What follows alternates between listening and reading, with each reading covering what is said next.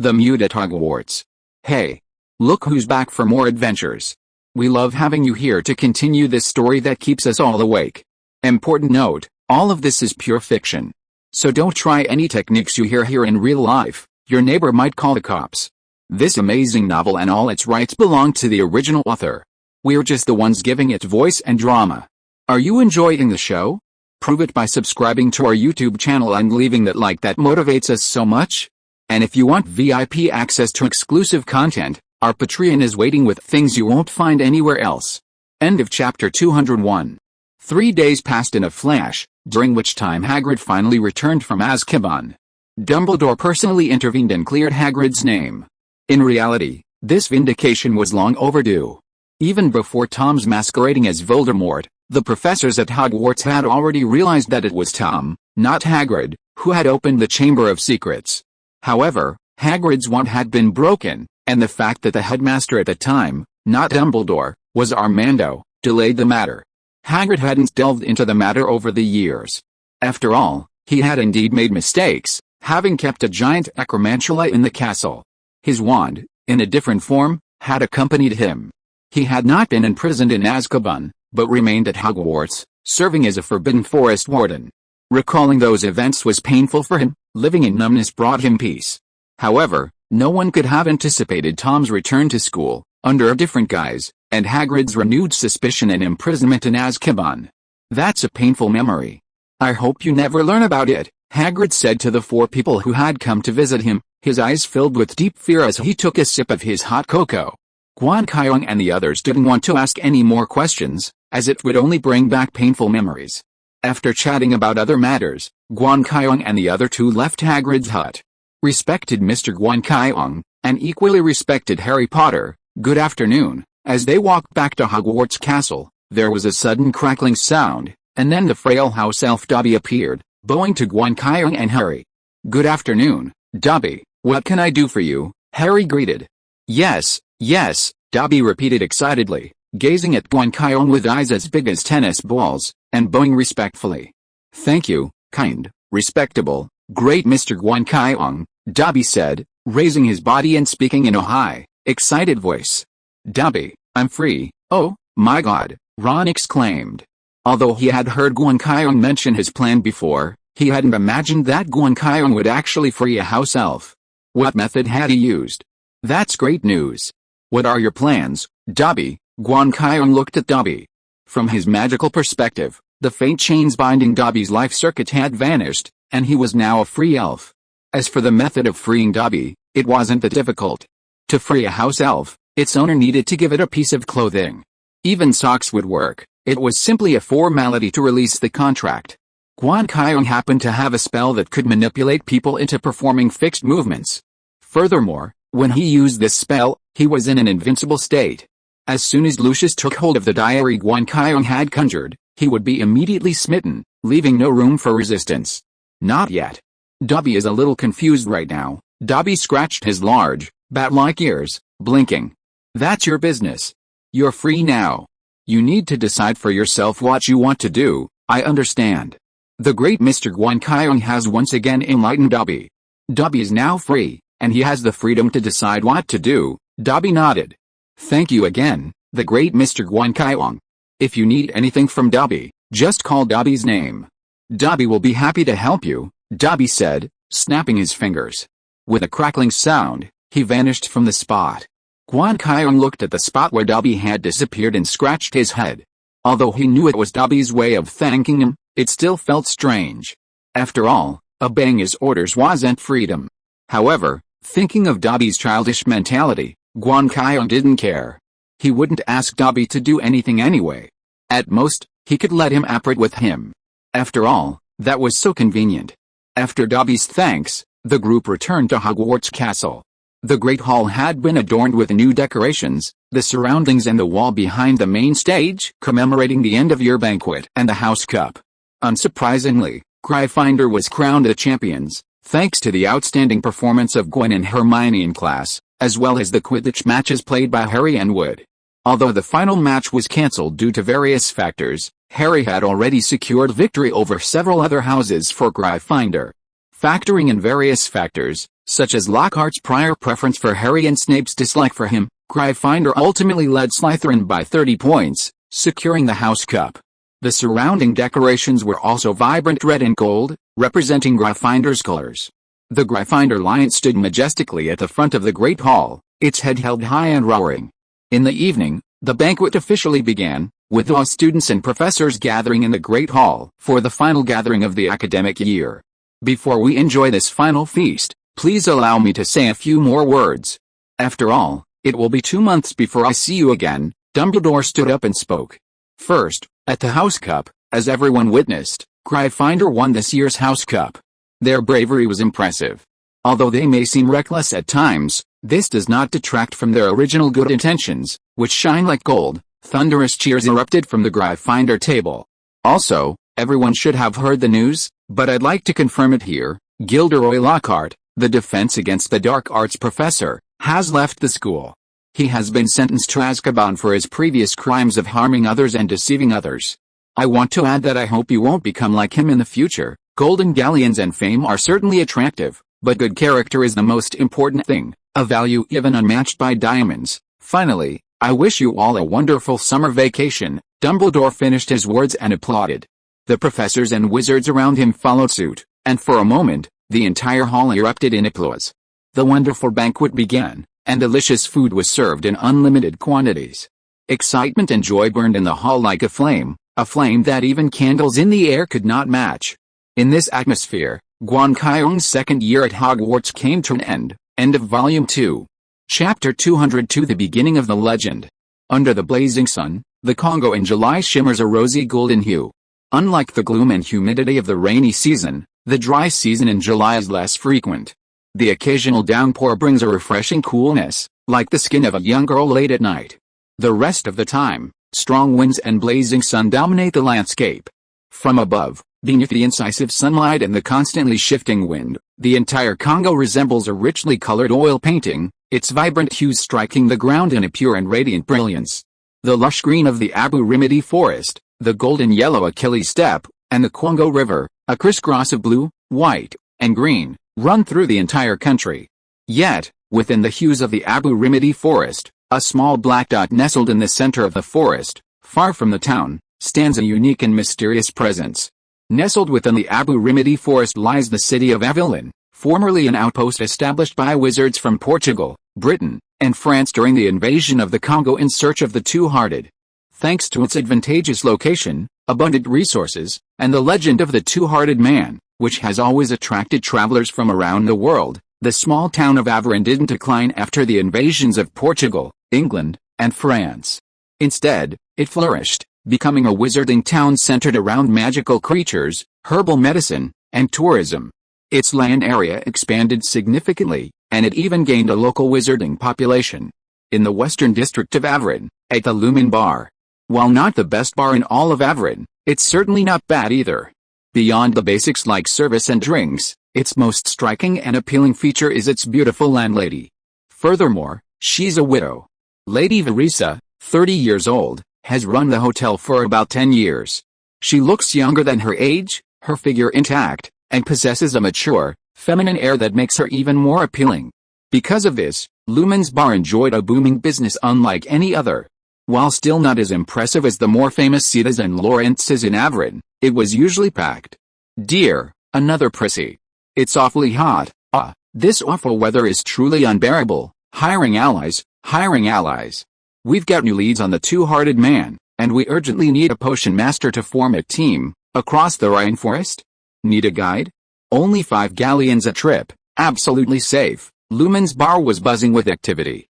Lady Verisa, with a swaying gait, brought drinks to the tables, offering a seductive glance that intoxicated the patrons even before they drank.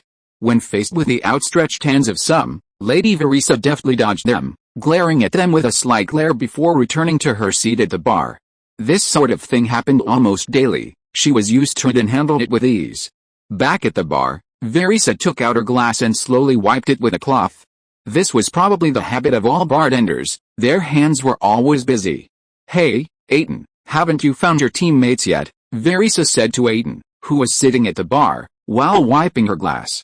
Aiton looked to be about 24 or 25, with slightly curly brown hair and a high nose that gave him a unique and refreshing aura, unlike the other people in the bar who looked greasy.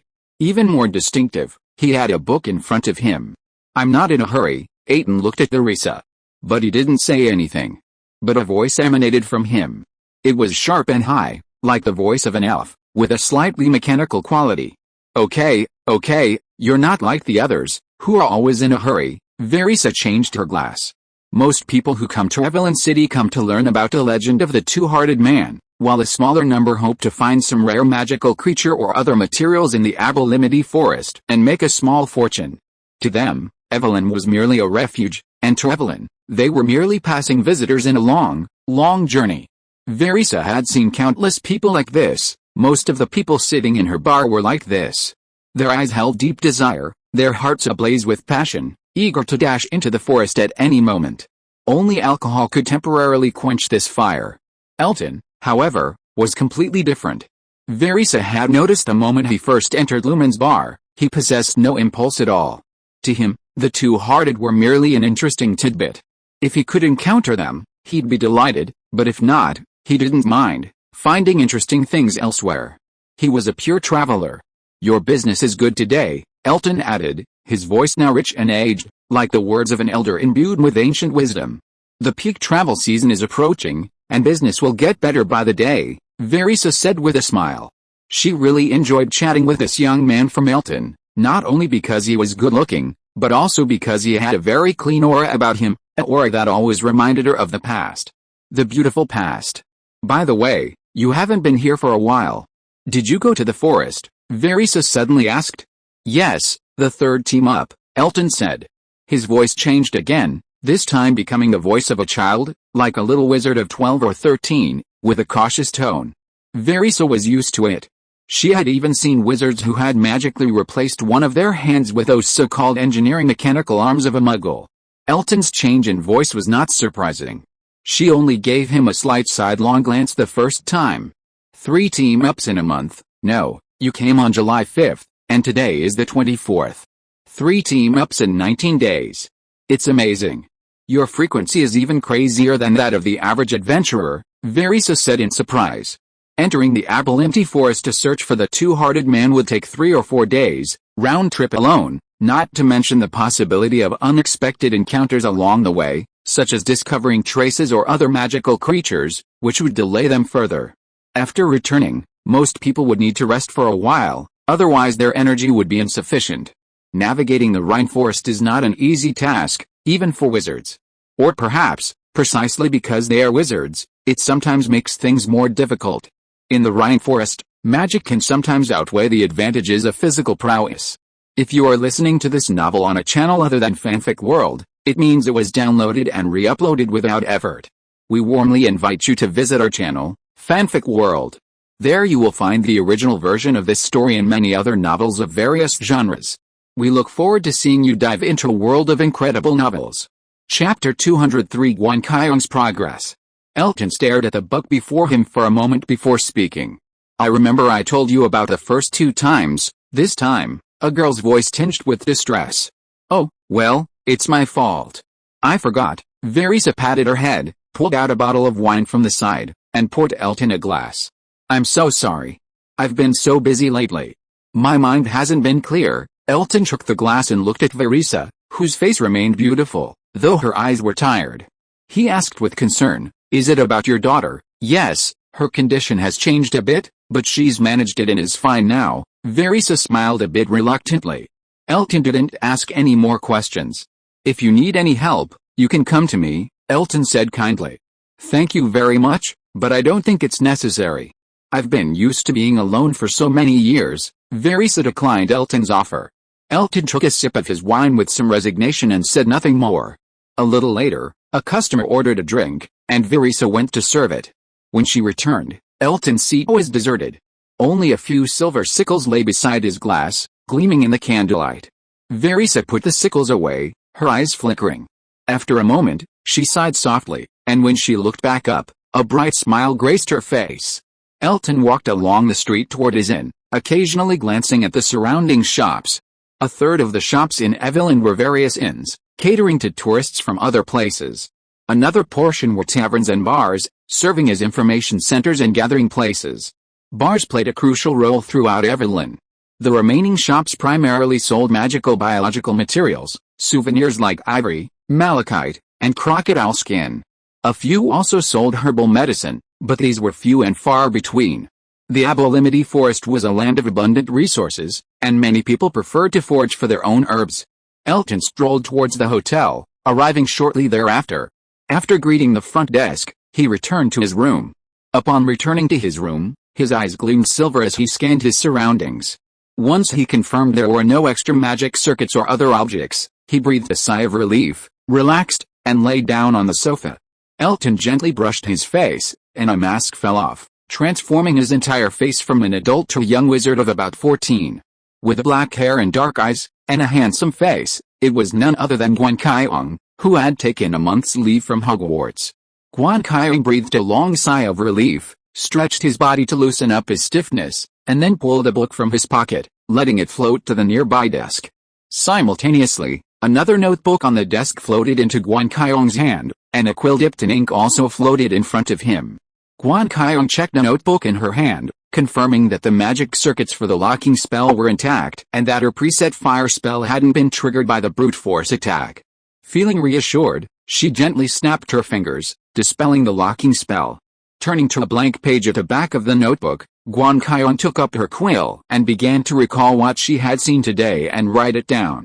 It was a diagram of the life circuit, revealing a general human form, though it was impossible to distinguish between genders. Furthermore, unlike a typical life circuit diagram, this one had two heart centers. Most people have only one heart center, with life circuits emanating from it and distributing throughout the body.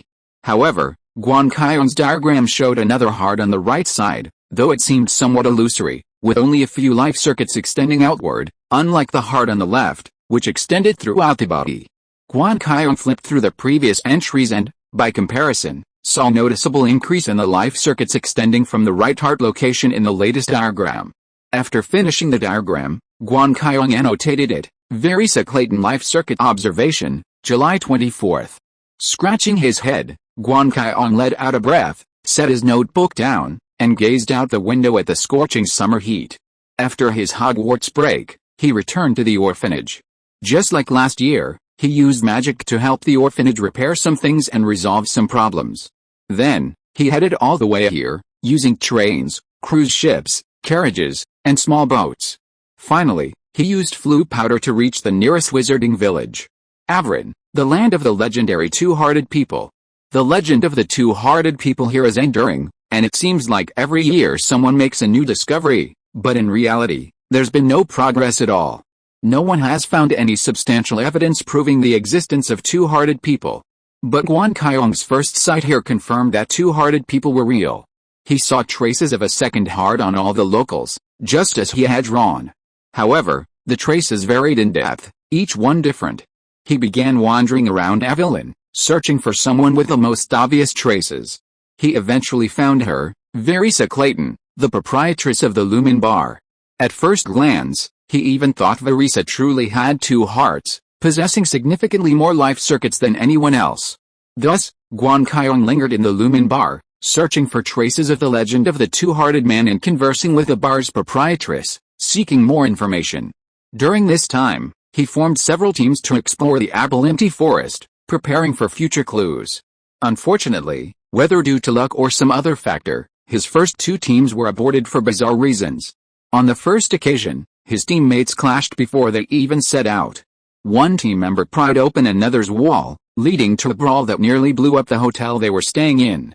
The result was 1 death and 2 injuries, with a prying team member tragically killed by a combined attack from 2 opposing players. The second time, the team had already set out, but on the second day, they discovered a relatively rare herb. When they tried to distribute it according to the plan agreed upon when the team was formed, someone raised an objection, and the team ended up disbanding in a quarrel. Of course, the herb is now in Guan Qiong's hands, because he was the first to discover it, and he gave those who made trouble a beating without giving them face. After 2 failures, Guan Qiong's third team did not encounter any problems. He successfully completed a long forest journey, which allowed him to accumulate a lot of experience in rainforest exploration. Then, Today, he has begun to look for a fourth team. This time, he wants to find a team willing to explore deeper, rather than just circling around the safe areas explored by others like the third time. Chapter 204 Adventurer. The people of Lorenzi walk against the sun. The power of the earth transforms into babase, for them to pluck, but the people of Lorenzi are not greedy. They send only one warrior to take one fruit. The warrior walks the road of Sita to its end, baptized by the sun's lava, and given a new life. Inside the room and bar, a bard sang long-standing legends, set to Quengalese tunes and instruments, creating a unique atmosphere. The patrons waited quietly for the bard to finish, then took their drinks, guzzled them, and began discussing the legend of the two-hearted people with their companions, where various rumors and information circulated. Verisa poured a full glass of wine and handed it to the bard, earning her heartfelt praise, calling her the most beautiful goddess in the city. After downing the full glass, the bard accepted the purse offered by Verisa, listening to the charming sounds emanating from it. A satisfied smile spread across his face, and without lingering, he strode away. He had yet to go to the next bar. What greedy fellows! After the bards left, Verisa's smile faded, replaced by a look of resignation. Coming once every 5 days is indeed a bit too much, Elton remarked from the side. This time, his voice was dark and hoarse, thick with sarcasm. It can't be helped. On the bright side, business has definitely picked up a bit, Verisa said, carrying a few drinks to the customers. Elton sat at the bar as usual, listening to the boisterous conversations of the patrons and absorbing information from them. The licensed bard sent by the Quengalese Ministry of Magic had indeed had a certain effect, drawing more attention to the legend of the two-hearted people and thus stimulating their spending in the city. In Evelyn City, Sita's bar and Lorenzi's bar even had dedicated information-sharing areas, explaining where visitors were most likely to find traces of the two-hearted people and where they were most likely to encounter relics of the Lorenzi tribe. These were all official tactics, and Elton saw them clearly. But he had to admit that it was precisely these tactics that allowed the city of Evelyn to thrive, riding on a legend, and continue to prosper. The ever-expanding pointed roof houses outside showed that Evelyn was constantly developing, transforming into a new type of jungle within the Abelimity forest.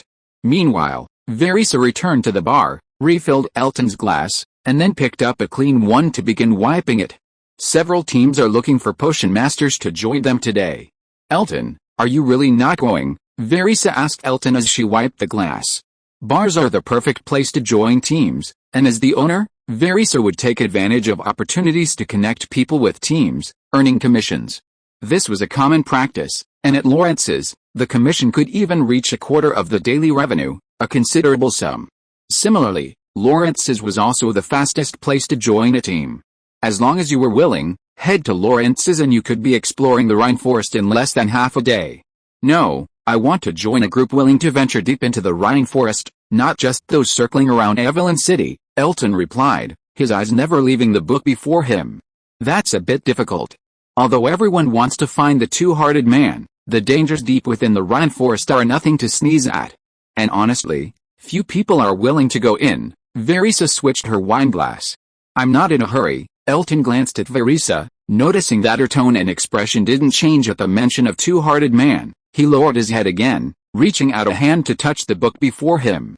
His movements were strange. He didn't turn the page, but instead traced it across the page with his fingertips, as if caressing a kitten or puppy. And for all Verisa's observations, Elton remained on the same page, unturned. But whatever, Verisa thought, pouring herself a glass of wine from the clean glass to soothe her throat. There were so many strange people in this world. She had even met a man who mistook a spoon for his wife, and even traveled the world with his wife, using her to taste food. He firmly believed that this would allow his wife to experience cuisines from all over the world. At that moment, the sunlight at the bar's entrance was blocked, and 3 figures emerged.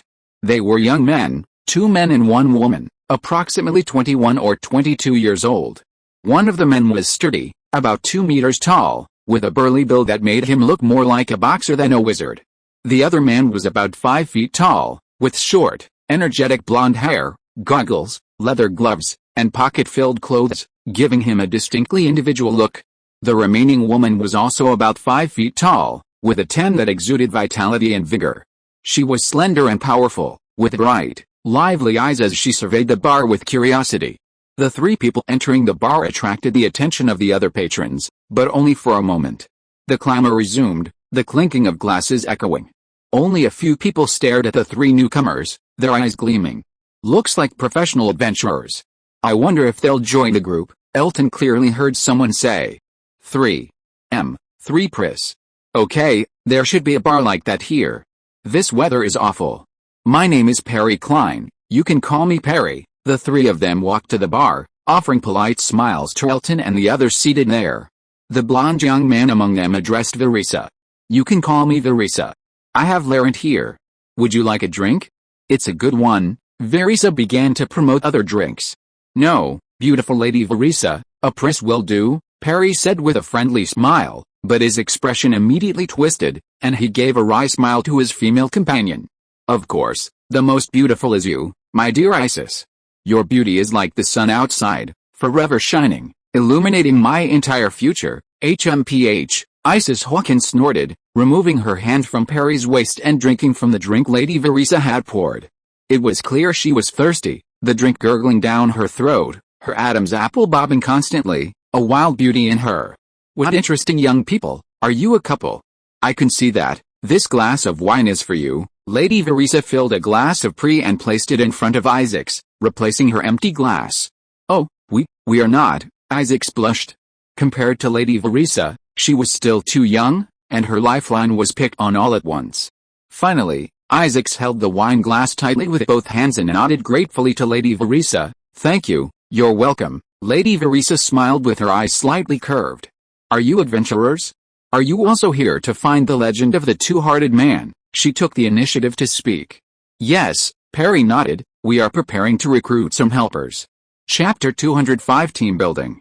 Recruiting, Lady Verisa repeated, looking at the young man before her. Recruiting is different from forming a team. Generally, only those who are confident they can find something and are unwilling to share it will be recruited. Furthermore, they must be sufficiently skilled, otherwise, unfortunate things could happen along the way. Such things don't happen often in Evelyn City, but they happen far too often in the sparsely populated rainforest.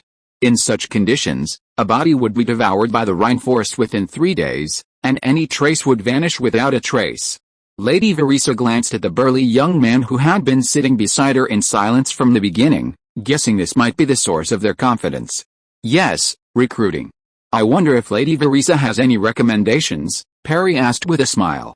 In Evelyn City, forming a team is easy. I have quite a few teams here who are short of people, but I'd like to ask, why don't you go to Lawrence's or Sita's? There are more candidates there. Verisa looked puzzled. That's a secret, Mom. You have to understand that adventurers always have secrets, Perry blinked, not answering the question.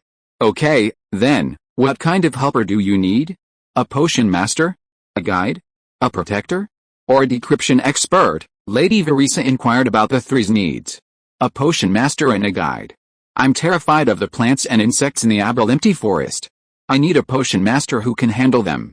Also, the guide needs to be experienced, I mean, someone who can go deep. If that's the case, perhaps I can do it, Elton suddenly said, his voice long and slow, with an aristocratic accent. When the three looked over, Elton smiled and introduced himself. Elton Bosworth, Potion Master. I'm looking for a team to go deep into the rainforest. Elton is an excellent potion master. He can handle anything in the rainforest, Verisa added. This wasn't her personal boast, but the words of someone who had teamed up with Elton before. They later visited Elton at the Lumen Bar, but Elton declined their invitation. Verisa was also present. Hello, Perry Green. Perry's eyes flickered as he looked at Elton's motionless throat. He then extended his hand, shaking it. Mr. Elton, I'm sure you heard our conversation. Perry pointed at Lady Verisa. You should have heard. We're asking for recruitment, not teamwork. In other words, you must follow our instructions along the way. And if you do find anything, we'll reward you handsomely. Elton looked at the three people before him and nodded. That's no problem. The three of them exchanged glances, and then Perry spoke again. Since Lady Verisa has guaranteed you, we're willing to trust your sincerity and ability. However, please excuse us, we still need to sign a magical contract. Elton nodded, and Perry began to search his pockets for the magical contract. Adventurers often carry a lot of these items. While there are ways to circumvent them, they often serve a useful purpose. Elton observed the three people before him, his eyes gleaming with interest. From his magical perspective, Perry possessed no fewer than 10 magic circuits, indicating he possessed at least 10 magical items, including the goggles, gloves, and pendant on his wrist. Elton, standing beside him, also possessed 3 magic circuits, each of which was even more complex than Perry's, suggesting her magical items were far superior. Even more striking was Elton's discovery. Elton also bore the marks of a second heart. While it was faint, less visible than on any other locals in the city, barely a shadow, Elton could confirm it was the same device found in other townspeople. But Elton was clearly not a local. Next to Elton, the stocky, silent figure also possessed unique life circuits. His heart center wasn't in the standard left-hand position, but rather in the middle, almost reaching the central axis. This made him appear almost perfectly symmetrical from a magical perspective. However, the center of his heart was still a little off-center, making him appear less than perfect. These 3 people clearly had some connection to the two-hearted people. While it wasn't clear what that connection was, they were all worthy of Elton's joining their team. As for the recruitment regulations, he followed a plan. Elton looked at the magic contract that Perry had just written. There were no written traps, and the magic circuit functioned normally, just like any other magic contract Elton had seen before. All he had to do now was sign his name, and the life circuit would leave a trace of its aura. If he violated the contract, the magic would channel the aura of the life circuit to unleash punishment, making it impossible to avoid. A very generous reward. You are truly a generous person, Mr. Perry. Elton signed his name, and a trace of the life circuit's aura remained, connecting the life circuit to the magic contract. It stated that simply entering the rainforest and ensuring the safety of the team members would earn them a reward of 30 gold galleons. If they truly found what they were looking for, there would be a further 50 gold galleons. This was undoubtedly a substantial sum. Other teams, when hiring, offered only 15 gold galleons at best, and that required 10 years of experience in potions. He could not help but marvel at the wealth of the 3 men before him, while also being somewhat surprised by their decisiveness. Just call me Perry, Perry said, taking back the magic contract, examining the signature on it and offering Elton a smile. Thank you for joining us, Mr. Elton. Now that we have a potion master, we're in need of a guide. Do you have any recommendations? Perry said, glancing at both Elton and Verisa. His gaze gleamed with anticipation as he looked at Verisa. As you can see, our compensation is generous, and we have some private leads. He seemed to be trying to entice Verisa to join. Chapter 206, Rainforest Adventure begins. Hey, are you trying to get me to join? Verisa covered her mouth with her hands and chuckled softly, her eyes narrowing slightly. Yes, Perry admitted directly. I've heard before that, Madame Verisa, you've been a guide. Verisa's eyes gleamed as she poured herself a glass of wine and sipped it gently. After a moment, she set her glass down and spoke. Give me a reason why you don't go to Lawrence's bar or Sita's bar. The professional guides are much better than mine, and the prices aren't too expensive. Facing Verisa's serious gaze, Perry knew he couldn't use the adventurer's secret trick anymore. He glanced at the 2 people beside him, and their eyes met. The other 2 nodded to Perry, indicating their absolute trust in his decision. Perry frowned, thought for a moment, and sighed helplessly. Well, it seems I have to tell you more. He pointed at the 2 people beside him. Isis Hawkins and Nevin Hawkins. They are brother and sister, and their ancestors, probably around my grandfather's generation, once came here and took some things away. Elton's eyes shifted when he heard this. If the books he'd read were correct, the Hawkins seemed to be the name of a wizarding family in France with a 1,000-year-old heritage. French. Verisa, obviously aware of the status of the Hawkins family, looked at the 2 people beside her. Yes, Hawkins family, if you're willing to join us, we can tell you everything, but until then, please allow us not to reveal more, Perry said. There's only one thing, we do have a clue about the two-hearted man. It's something passed down by Isaac's grandfather, and it led us here to find you, Lady Verisa. Lady Verisa looked at Perry, who was clearly the leader of the group, and couldn't help but ask, are you sure we can find the two-hearted man? Ruins or something, of course, Perry said, his expression brightening. I'm the protagonist. I found countless ruins like this in other adventures, so I'm sure this one won't be a problem. How? Lady Verisa chuckled, nodding at Perry's confidence. My price for being a guide is quite high. That's not a problem, Perry said, looking dauntless. He pulled out a second magical contract and watched Verisa sign it. On it, he offered Verisa 40 gold galleons, with a reward of 80 gold galleons if she found the two-hearted man's ruins. Then, the time is 3 days from now. I hope you two will prepare during these 3 days. We will enter the Abu Rimidi forest in 3 days, Perry said to the two men, then happily led them away. It was clear that he was full of confidence in this operation, as if he had no intention of failing. They were coming for you. I was just passing through, Elton said to Verisa with a thoughtful expression after the three men left. I don't think you mind these things.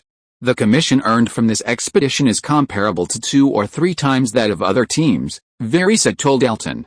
Indeed, Elton touched the heavy deposit left by Perry, a look of satisfaction on his face. He also took out a portion from it and handed it to Verisa as a commission for the introduction. This was the bar's rule, and of course he had to abide by it. Abu Rimidi Forest. Elton, Perry's group, and Verisa, the owner of the Lumen Bar, trudged through the forest. It's dry season in Congo, but the dense canopy of the Abu forest blocks out all sunlight, keeping the air damp and chilly. The stagnant water and fallen leaves on the ground mingled, emitting a foul odor. Fortunately, the group was experienced in rainforest exploration and well-trained, so they didn't lag behind. The towering Nathan used his body to block the crisscrossing vines and branches, leaving deep footprints in the ground. Verisa, the owner of the Lumen Bar, walked behind Nathan, guiding the group along the path and preventing them from getting lost. She had entrusted the bar to other trusted individuals, just as she had done on previous occasions when she served as a guide. Perry and Isaacs walked behind Verisa. They were the keepers and diggers of information about the two-hearted people and were the group's key targets. Without them, this expedition would be aimless. At the rear of the group was Elton, the altered form of Guan Qiong. Although he was only 14, a third-year student at Hogwarts, his exceptional talent and mental age allowed him to impersonate a 24 or 25-year-old potions master without being noticed. Thanks to the rock cake's enhancements over the past 2 years, his height had reached 1.75 meters, and his physical fitness was significantly superior to Perry and Isaacs. Elton observed his surroundings. The dense magical energy of the forest had created a vast array of herbs and magical creatures. Just in the area surrounding Everlyn, Elton had spotted quite a few through his magical vision. However, because Everlyn was often visited for harvesting, the herbs around the city were either newly formed or hidden in extremely difficult locations. Even Elton needed time to locate them. And he clearly didn't have that time right now. Elton walked at the back of the group, carefully checking for potential dangers. As the potions master, he needed to monitor the air around him while navigating the rainforest to avoid poisoning from the miasma, and he also needed to watch out for tiny insects. Some insects are more dangerous than the wild beasts and magical creatures in the rainforest. Often, wizards are caught in their traps before they even notice, and end up losing their lives before they can even cast a spell. To the rainforest, wizards are equal to ordinary people. Although wizards possess extraordinary powers, those powers are not enough to have a significant impact on the entire rainforest environment. This means that when encountering danger, it is easier for them to escape than ordinary people. If they can use apparition before they perceive danger. Then, Elton glanced back a few times, confusion in his eyes. He seemed to see something, but the magic in the rainforest was much richer than that in the outside world, making his magical vision blank, so he was not sure if he saw it wrongly. Chapter 207 Clues to the Two-Hearted Man. Perry, have you told anyone else about your entry into the rainforest? Elton asked from behind. Oh, no, we're being very cautious. We only share information with those we trust. Of course, don't worry. I'll tell you and Lady Verisa everything tonight at camp, Perry said, turning around. Even in such a setting, Perry's short blonde hair stood out, neatly styled, like a blazing golden torch. Seeing the hint of worry on Elton's face, Perry thought he was worried about not getting any rewards this time, so he laughed. Don't worry, Elton, trust me. I'm a celebrity. No one can surpass me in adventure. We'll definitely find the two-hearted man this time. HMPH, a celebrity? I don't know how badly Gilderoy oppressed you before. You've been crying to me every day. Ethos, standing nearby, couldn't stand it any longer and directly criticized Perry, urging him to stop being so complacent.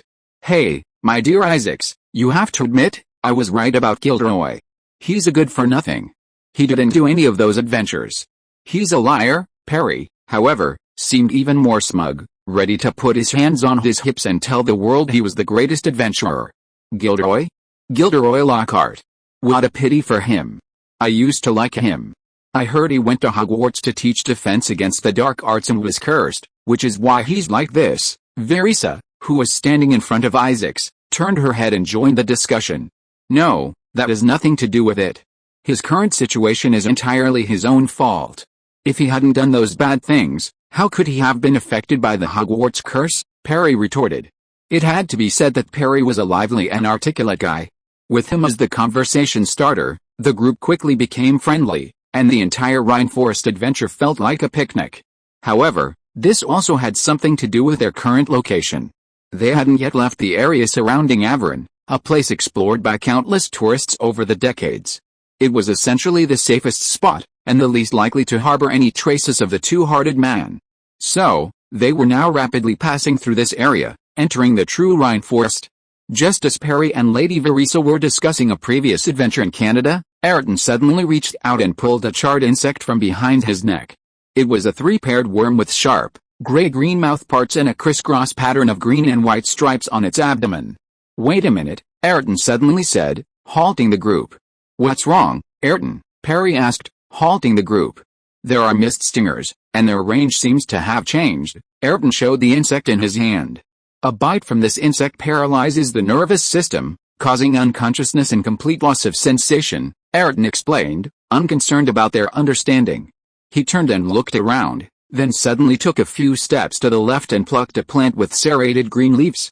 He then removed the plant's rhizome and, with a flick of his wand, a flame erupted, igniting the rhizome.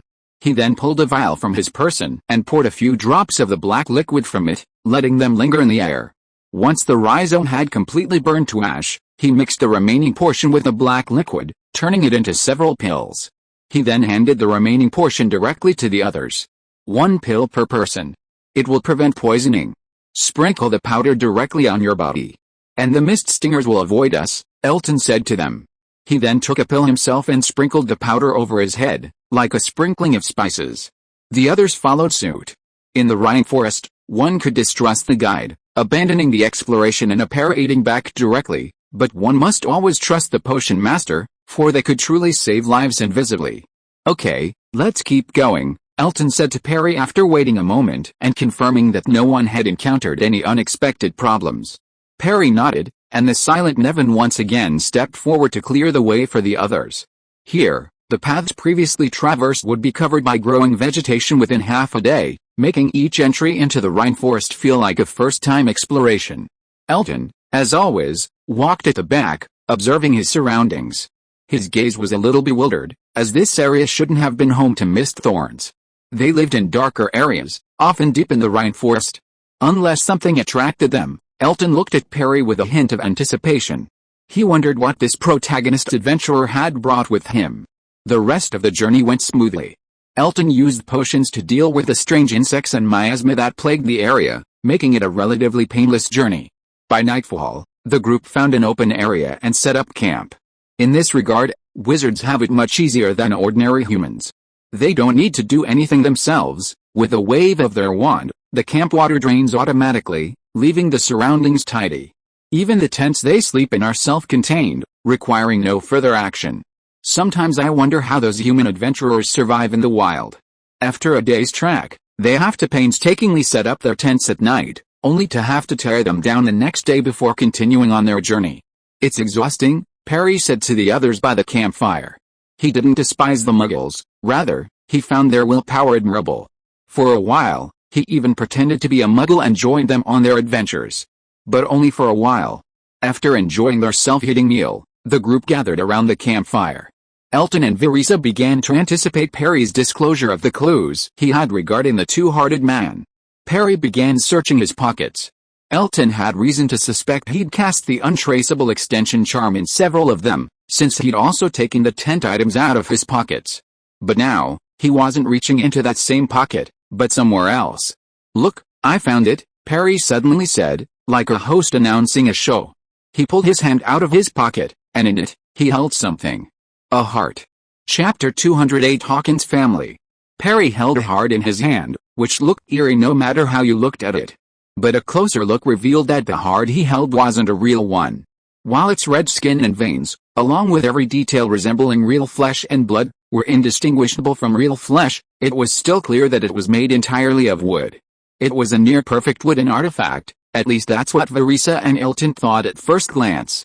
But then, they remembered the legend of the two-hearted man, which has been circulating in the Abu Rimidi forest. The brave warriors of Lawrence took Babase, a heart-like substance, and walked the cedar road to its end, where they were baptized by the sun and given a new life. Babase, Verissa muttered, her face shifting as she gazed at the heart in Perry's hand.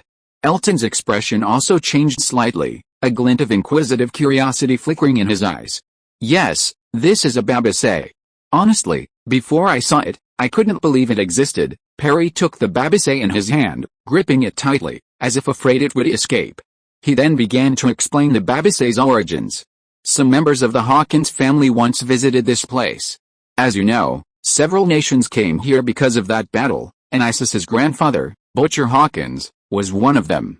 He once ventured deep into the Rhine forest, hoping to find the remains of the two-hearted man or something else. He failed, but he also succeeded, because he brought this back. Perry gestured to the Babase in his hand. According to Mr. Butcher's words, he found it in a deep pit. Back then, it was still very vibrant, constantly pulsing and making loud noises. Perry pointed at the Babase in his hand.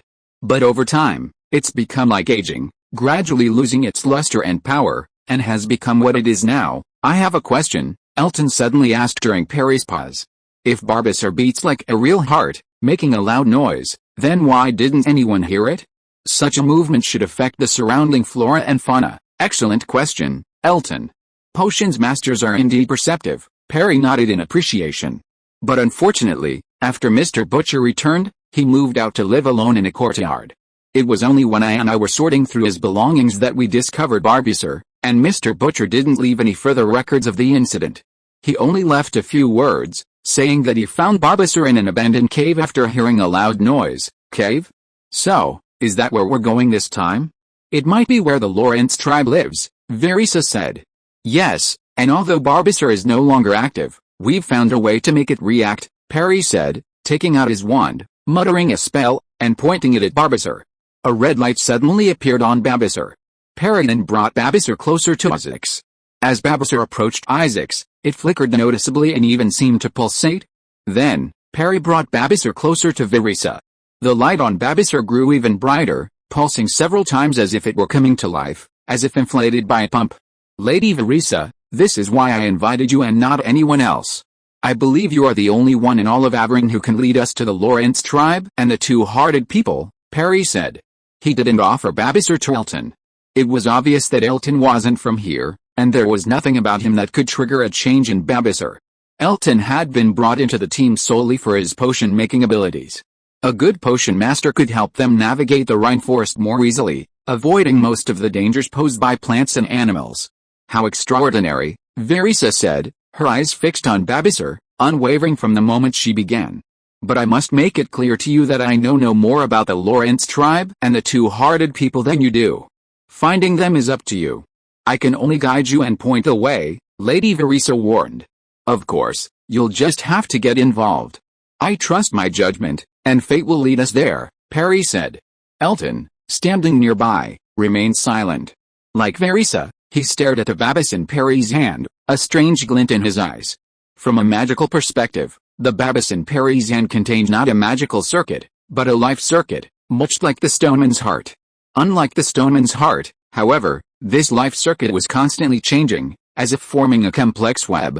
As Perry's magic gradually wore off, the changing life circuits gradually stagnated, eventually solidifying. The light dimmed, leaving only a tiny glimmer of light. Perry then put the Babas away. Tomorrow we'll leave the area surrounding Evelyn and enter the Rhine forest. Have you decided on your direction? Verissa asked, looking away as she added some wood to the campfire. Here's an idea. We need to find a flat area of forest where all the trees grow parallel and evenly spaced, Perry told Verissa. Finding the right spot on the Rhine forest is the guide's job. They have unique methods, using soil, wind direction, and other factors to determine the environmental conditions of each area. They're also responsible for noting the path they took into the rainforest to ensure they don't get lost on the return journey. This is crucial because the rainforest is so vast. Once you're a certain distance from town, everything around you is a sea of green, devoid of any distinctive features. It's like falling into the middle of the ocean. Even if a wizard could use magic or a broom to fly, it would be useless. The rainforest would turn the entire ground into a blanket of green.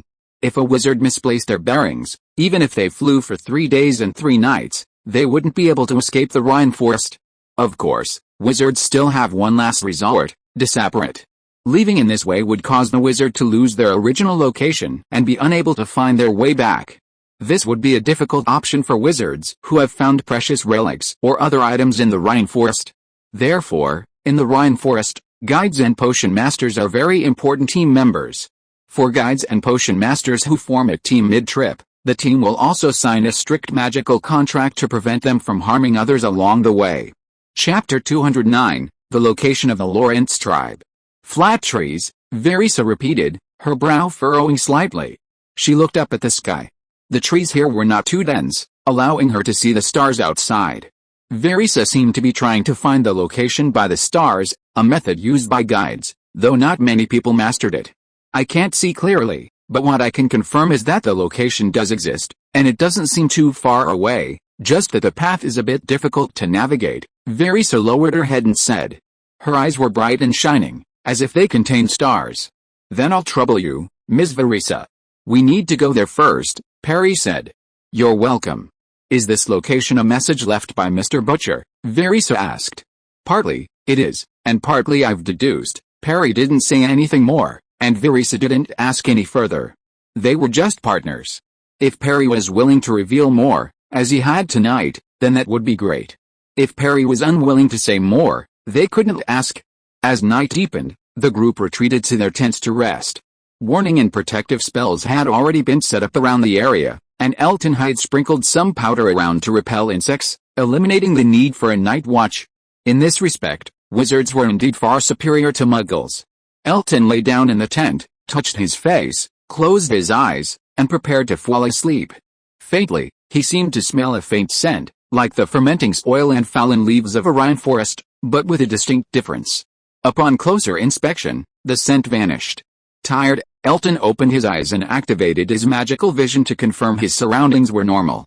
Unable to withstand the fatigue of a day's journey, he closed his eyes and fell asleep. A deep sleep passed without incident. The next day's journey unfolded much the same. As usual, the silent Nevin led the way, while Verisa corrected the direction, observing the soil, wind, and currents, searching for Perry's destination. Isaacs and Perry walked in the middle. Unlike the first day, they didn't chat today. A faint trace of fatigue etched across their faces, but it didn't affect them much. Elton walked at the rear, observing the surrounding trees and plants, as well as the insects that appeared on the road, to ensure the safety of the entire group.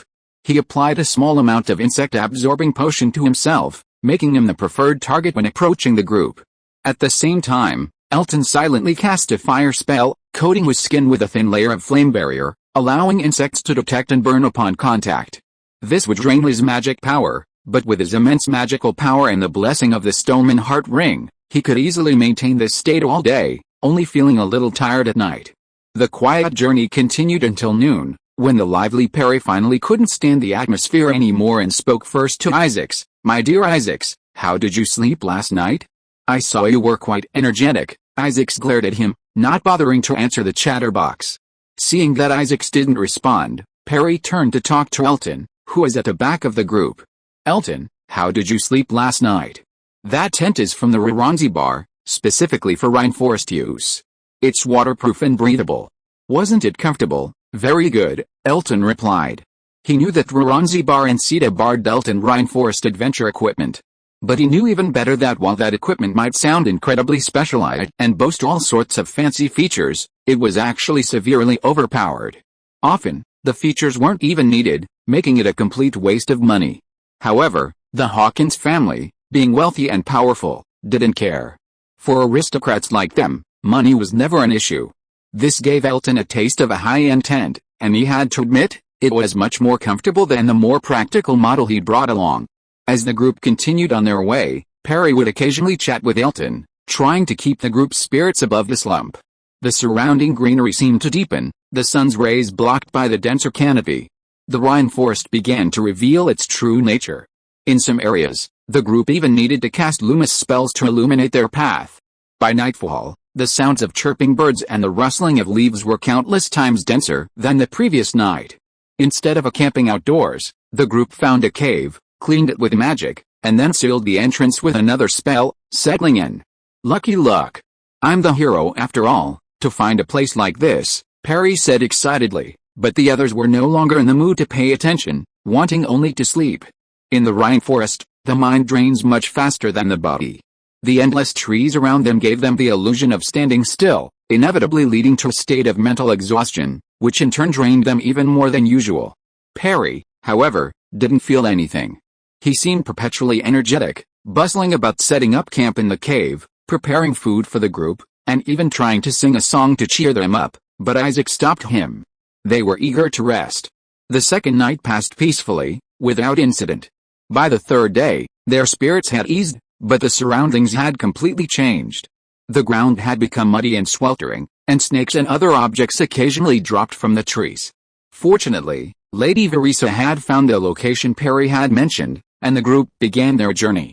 Only then did Elton understand what Lady Verisa meant by the difficult path. They first found two small hills, then, at their junction, a cave about a foot tall. Entering the cave, they wandered around until they reached a turquoise pool. Beneath the pool, there was another opening. Fortunately, Perry had plenty of magical items in his pocket, and he immediately produced one that could create a water barrier, allowing them to enter the water. After about 15 minutes of underwater travel, they surfaced, emerging in a forest. The trees grew incredibly straight, each one towering into the sky, and the distance between them seemed even, making them look more like a shelter belt than the trees of a deep mountain rainforest. Finally, I found it. Perry looked around and pulled out his babis. The babis began to glow and pulse, as if something was about to burst forth. If you are listening to this novel on a channel other than Fanfic World, it means it was downloaded and re-uploaded without effort. We warmly invite you to visit our channel, Fanfic World. There you will find the original version of this story and many other novels of various genres. We look forward to seeing you dive into a world of incredible novels. Chapter 210 Where is the cedar tree? Elton looked around in amazement. The trees here weren't as densely packed as elsewhere. Sunlight even filtered through the gaps between the canopies, providing ample illumination. If he hadn't spent so much time there, he might have wondered if he was still in the rainforest. The environment here was indeed quite different from the rainforest's ecology. It felt like an ordinary forest. The key point was that such a unique place had remained undiscovered by a single wizard for so many years. While the path Verisa had taken them through was a bit arduous and difficult for ordinary people to conceive, with a wizard's abilities, they shouldn't be able to stop it. Elton noted these doubts and would ponder them later. For now, the most important thing was the matter of the Lawrence tribe and the two-hearted people. Perry, holding a barb, continued to walk around, its movements changing with him, arousing anticipation. However, the forest was quite extensive, the edge was nowhere in sight. Perry, alone, couldn't explore every corner. After completing a complete circuit, Perry returned to the others with a look of regret. It seems our luck isn't quite there yet. The entrance isn't here, but come to think of it, this place is too close to the passageway, Perry said, looking towards the pool they had just emerged from. The pool, nestled in the center of the forest, resembled an emerald green eye, and they had just come through the passageway at its base. So what do we do now? Isaacs asked, anxiety etched in his large brown eyes. Don't worry, dear Isaacs. We'll definitely find the remains of the Lawrence tribe. Don't you still believe me? Perry consoled him. He lowered his head in thought for a moment, then looked at Elton and Verisa and said, let's stay here tonight. I'll have a chance to tell you more. Oh, I thought our mission was over now that we've arrived here, and we can wait to collect our wages, Verisa teased. It's still early, Madame Verisa. We'll probably have a few more days of work. Perry shook his head. By this time, the sun was setting, and the group was exhausted from the trek. Fortunately, the environment here was far superior to the rainforest. Elton observed that the air here was surprisingly free of the rainforest's characteristic miasma, and the number of other harmful insects was also very low, so there wasn't much need for concern. They set up camp some distance from the pool and gathered around the campfire again. Having found their spot, their spirits, despite their fatigue, were also tinged with excitement. Isaac and Nathan stared intently at the campfire, their eyes seemingly ablaze with fire. Perry, still the most energetic of the group, heated up their canned dinner, mixed it with some dehydrated vegetables he had in his pocket, and passed them to everyone. Then, he sat near the campfire, his eyes bright and clear as he spoke loudly. Okay, now it's time for Perry's decryption again. As they ate dinner and watched Perry's performance, they felt a strange sense of leisure. This was perhaps Perry's gift. He always managed to brighten everyone's nerves and fatigue, making them feel more relaxed. To Elton's surprise, Nathan and Isaac also looked at Perry, one with anticipation, the other with disdain. Didn't Perry tell you before? Elton asked curiously. The mystery's more fascinating when it's slowly revealed, Nathan replied in a deep voice, recognizable as something Perry had said earlier. That bastard, he's always hiding things, saying he wants us to experience the joy of thinking for ourselves. Humph, I see right away, he just wants to show off at the end, Isaac said angrily. But Elton could tell that while Isaac spoke of disdain, he wasn't truly angry. It was more like a couple sabotage. Oh, dear Isaac, I never thought you'd have such an image of me in your mind. It's so heartbreaking, Perry said, clutching his chest. If you have something to say it quickly. I need to sleep. Isaac stretched out his long leg and kicked Perry, who was acting so unruly. Okay, Humph, Perry said, becoming serious. He cleared his throat twice before speaking. Let me explain about the Lawrence tribe and the two-hearted people. He extended his hand, raising his index finger. First, on my first day here, I noticed a ballad circulating in Avron. The people of Lawrence walk on a path against the light. The power of the earth transforms into Babasso for them to pick up. He recited the first 2 lines of the ballad. This ballad is also recorded in Mr. Butcher's notes. It wasn't created by the Ministry of Magic staff in Avron, but has been passed down from ancient times. Also, I learned about the rumors about Sita. Legend has it that it's as tall as a mountain, stretching to the sky, but its roots are very short and straight, like falling raindrops. What does this mean? Isaac, performing his duty as an audience member well, worked in perfect harmony with Perry. This is clearly abnormal, my dear Isaac. There's no reason why wizards couldn't discover a tree this large. Even Muggle society, with their so-called satellites, would be able to detect Sita's existence, Perry said. He took out his wand and gently tapped the flames before him. The flames crackled, and from within emerged the illusion of a giant tree, like a projection screen. Unless Sita lives somewhere completely invisible to the naked eye, Perry said. With a flick of his wand, the flaming tree flipped, its massive crown tilted downward, while its short, straight roots grew upward, emerging from the ground. Oh, my God, Verisa exclaimed, gazing at the blazing Sita in disbelief. Then, she glanced around. The straight trees around her appeared mysterious and eerie in the moonlight, like towering knights guarding a hidden treasure. Yes, Perry said cheerfully, his expression smug and confident. The Sita tree is completely different from what we expected. It doesn't grow above ground, but rather grows inversely, underground. That's why it hasn't been discovered. So, we're on the Sita tree now, Ethan said, a hint of shock on his face, but more of excitement. That's right. I believe the Lawrence tribe is also living underground with the Sita tree. What we have to do now is to find the entrance, enter the underground, and find the Lawrence tribe. Perry pointed around, and suddenly, his face changed, and panic flashed across his face. Chapter 211, Department of Mysteries, United States Ministry of Magic. Clap, clap, clap. Applause rang out from all sides, and figures appeared from all directions, surrounding Perry and his group. As expected of the Golden Star, the most famous among the young adventurers. Truly astonishing, the leader praised Perry with a broad smile. He was a middle-aged wizard, perhaps 40 years old, with gray hair and deep, deep blue eyes. Everyone stood up, looking at the wizards who had surrounded them. Perry frowned, staring at the middle-aged wizard with confusion in his eyes. Verisa, who was standing nearby, suddenly spoke up when she saw the middle-aged wizard. Hugo Bennett, how come you're here? She seemed to recognize the man's identity. Perry turned to look at Verisa, who promptly explained. He's the owner of the Lawrence bar, but he usually stays out of sight. I've only seen him occasionally. Oh, dear Verisa, you're as beautiful as you were back then. It's been 6 or 7 years since I last saw you. I wonder how Vanya is doing now? Has her illness healed? Hugo asked affectionately. But Verisa didn't appreciate his words, replying coldly, she's fine. Don't worry about her, Mr. Bennett, huh? Perry asked, gazing at the crowd surrounding them. There were about 15 or 16 of them, 3 times their number.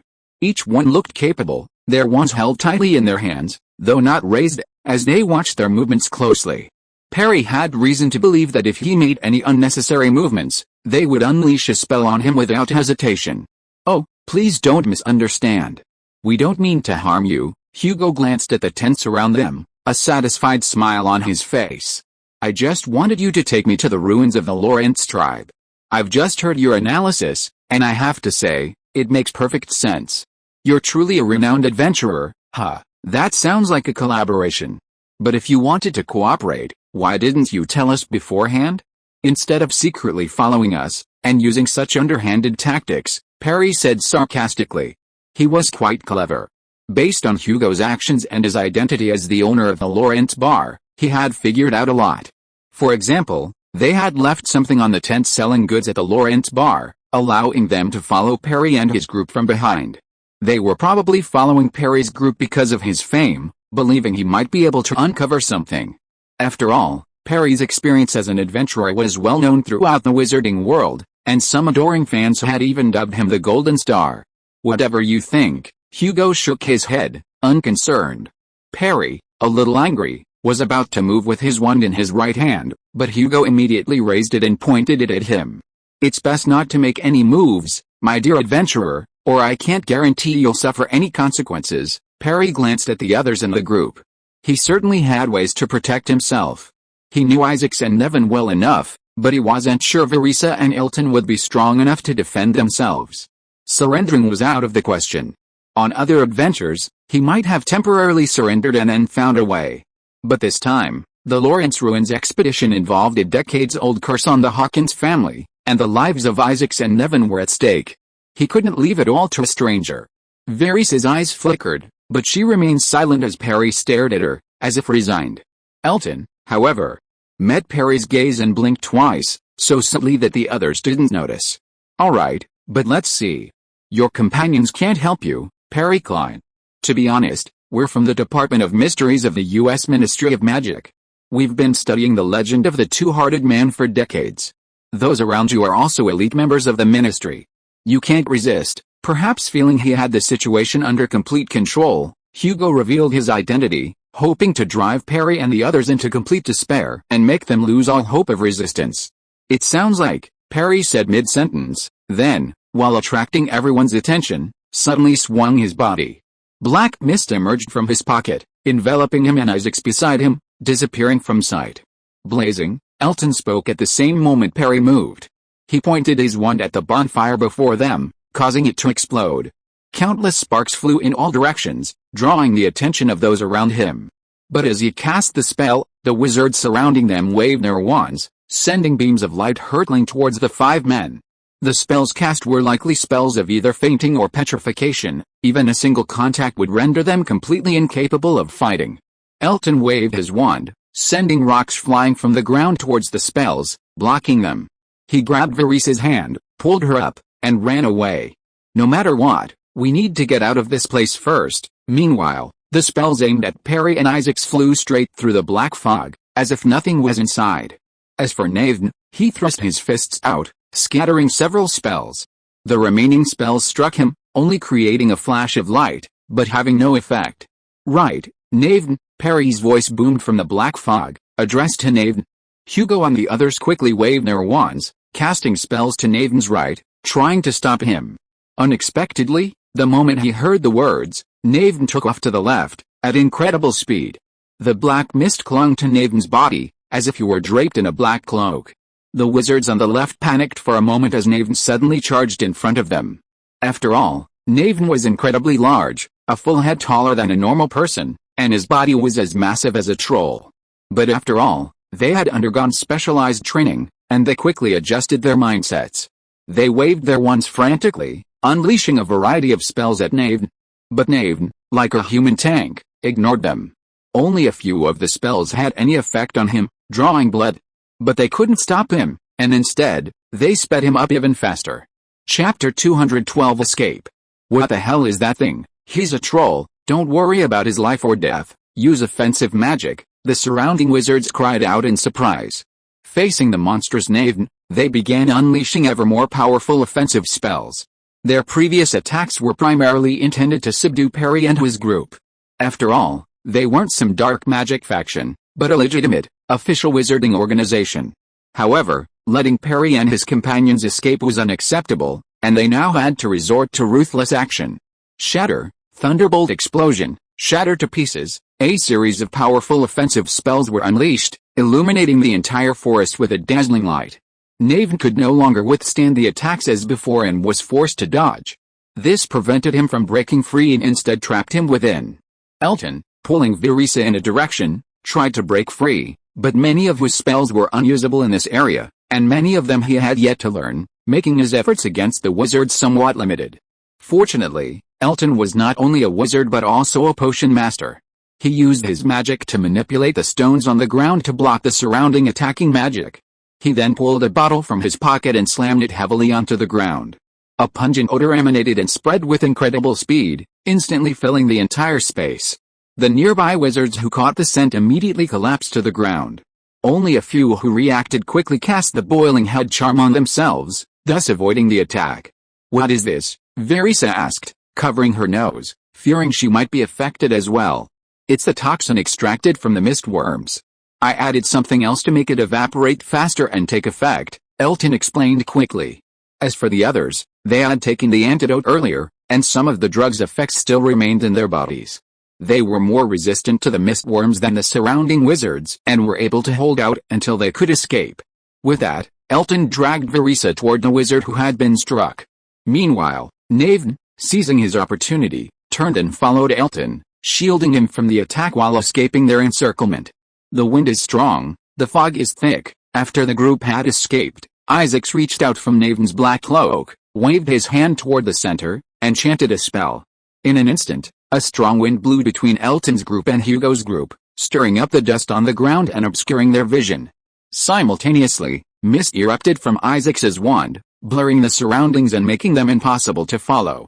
Elton turned back, activated his magical vision, and waved his wand.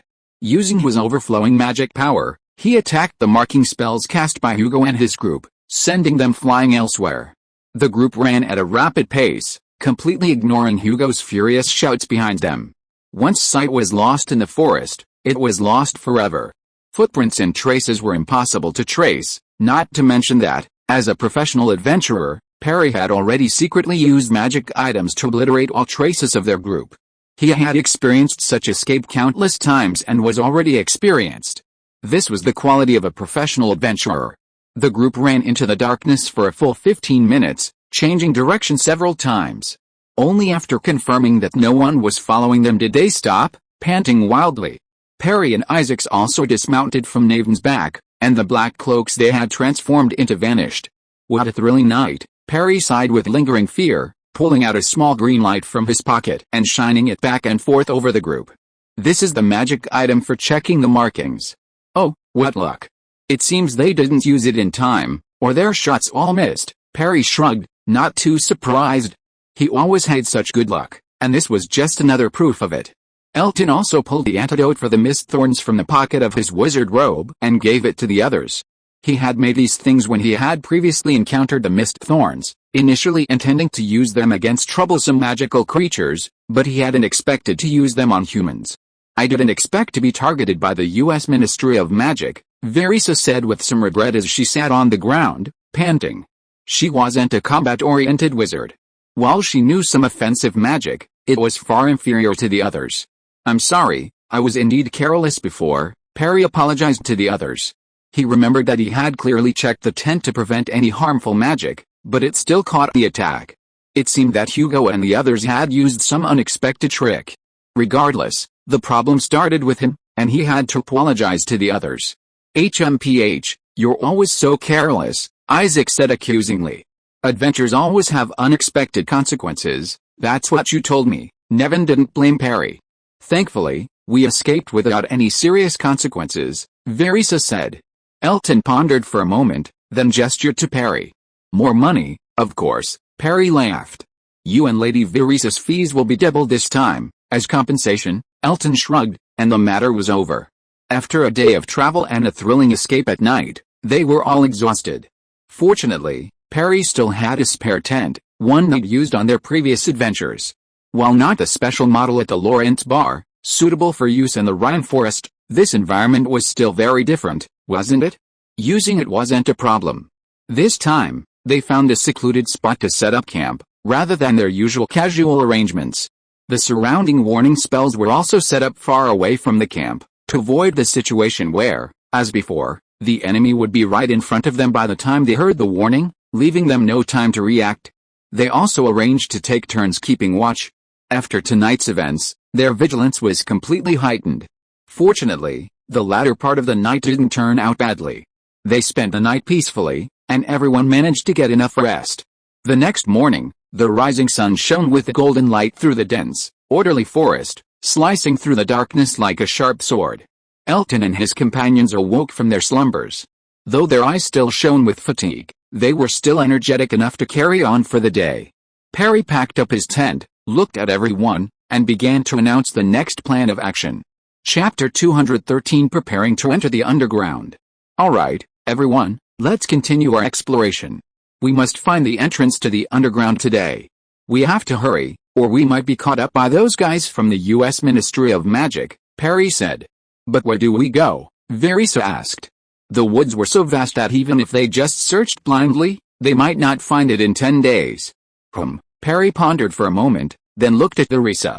Perhaps this depends on you, Madame Verisa. Perhaps I should give you a little more trust, Perry said. Verisa quickly understood his meaning. Perry pulled the barbassa from his pocket and handed it to Verisa. Madame Verisa, give it a try, Perry said. Verisa stared at the barbassa in Perry's hands in amazement. This was practically the only item related to the legend of the two-hearted man in all those years, a treasure of immense value.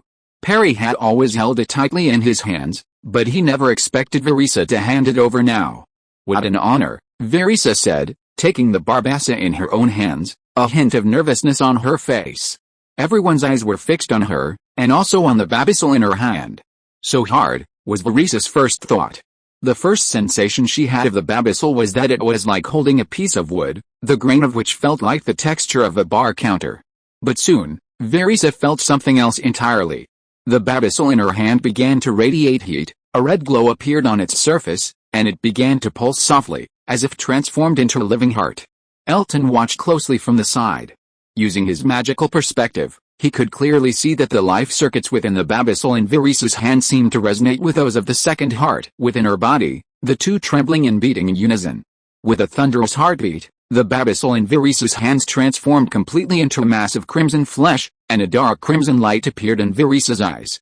She looked up and around. The branches of the trees began to flutter, as if welcoming something back. Verisa extended a hand and pointed in a direction. Over there, I can feel something calling. Perry looked in that direction, his eyes excited, as did the others. Here, Perry, I don't need it anymore. Verisa returned the barbasol to Perry. Her aura seemed to have subtly shifted, becoming more harmonious with the surroundings. Thank you very much, Madame Verisa. Let's begin. Perry took the barbasol back. Once in Perry's hands, the barbasol's glow began to fade, returning to its previous dim state. The group began to march again. Nevin walked in front, shielding the group from any possible attacks. Verisa followed behind, guiding the group. Everything was just as it had been before.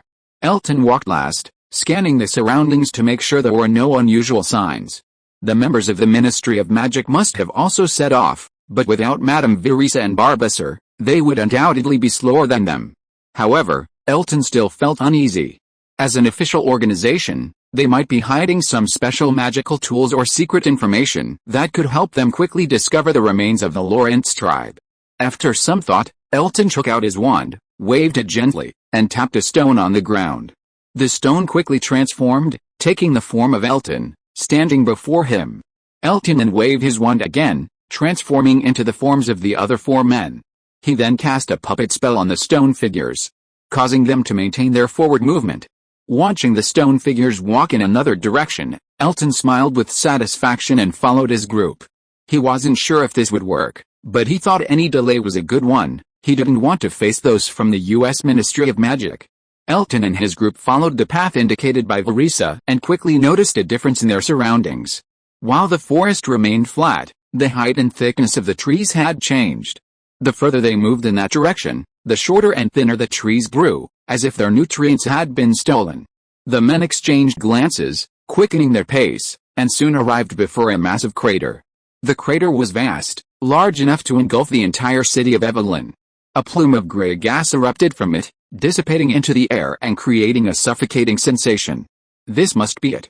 That gray gas can cause disorientation, hiding the entire forest within the Abelimity forest. Below must be where the Lawrence tribe lives, Perry said joyfully, pulling a compass from his pocket and observing the rapidly spinning needle. But how do we get down? Verisa asked. They didn't bring flying brooms, and the gray mist seemed to block magic.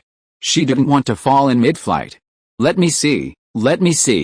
I remember I brought my gear.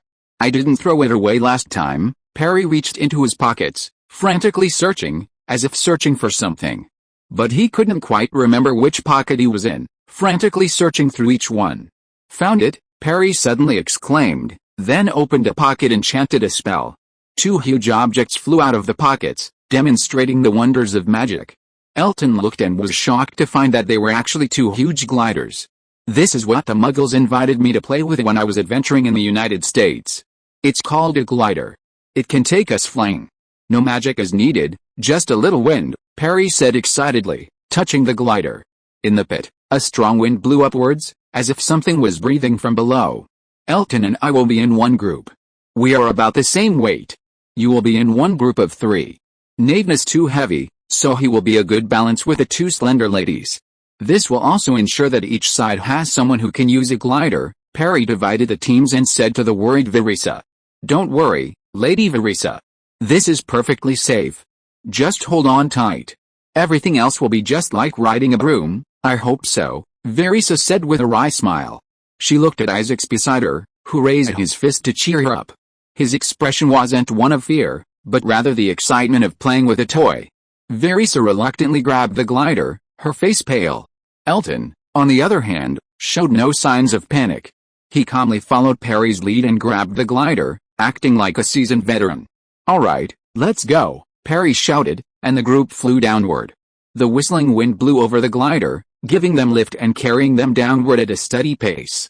As they passed through the gray mist, they felt a sense of pressure, their bodies becoming strained, as if blocked. Chapter 214 Mural.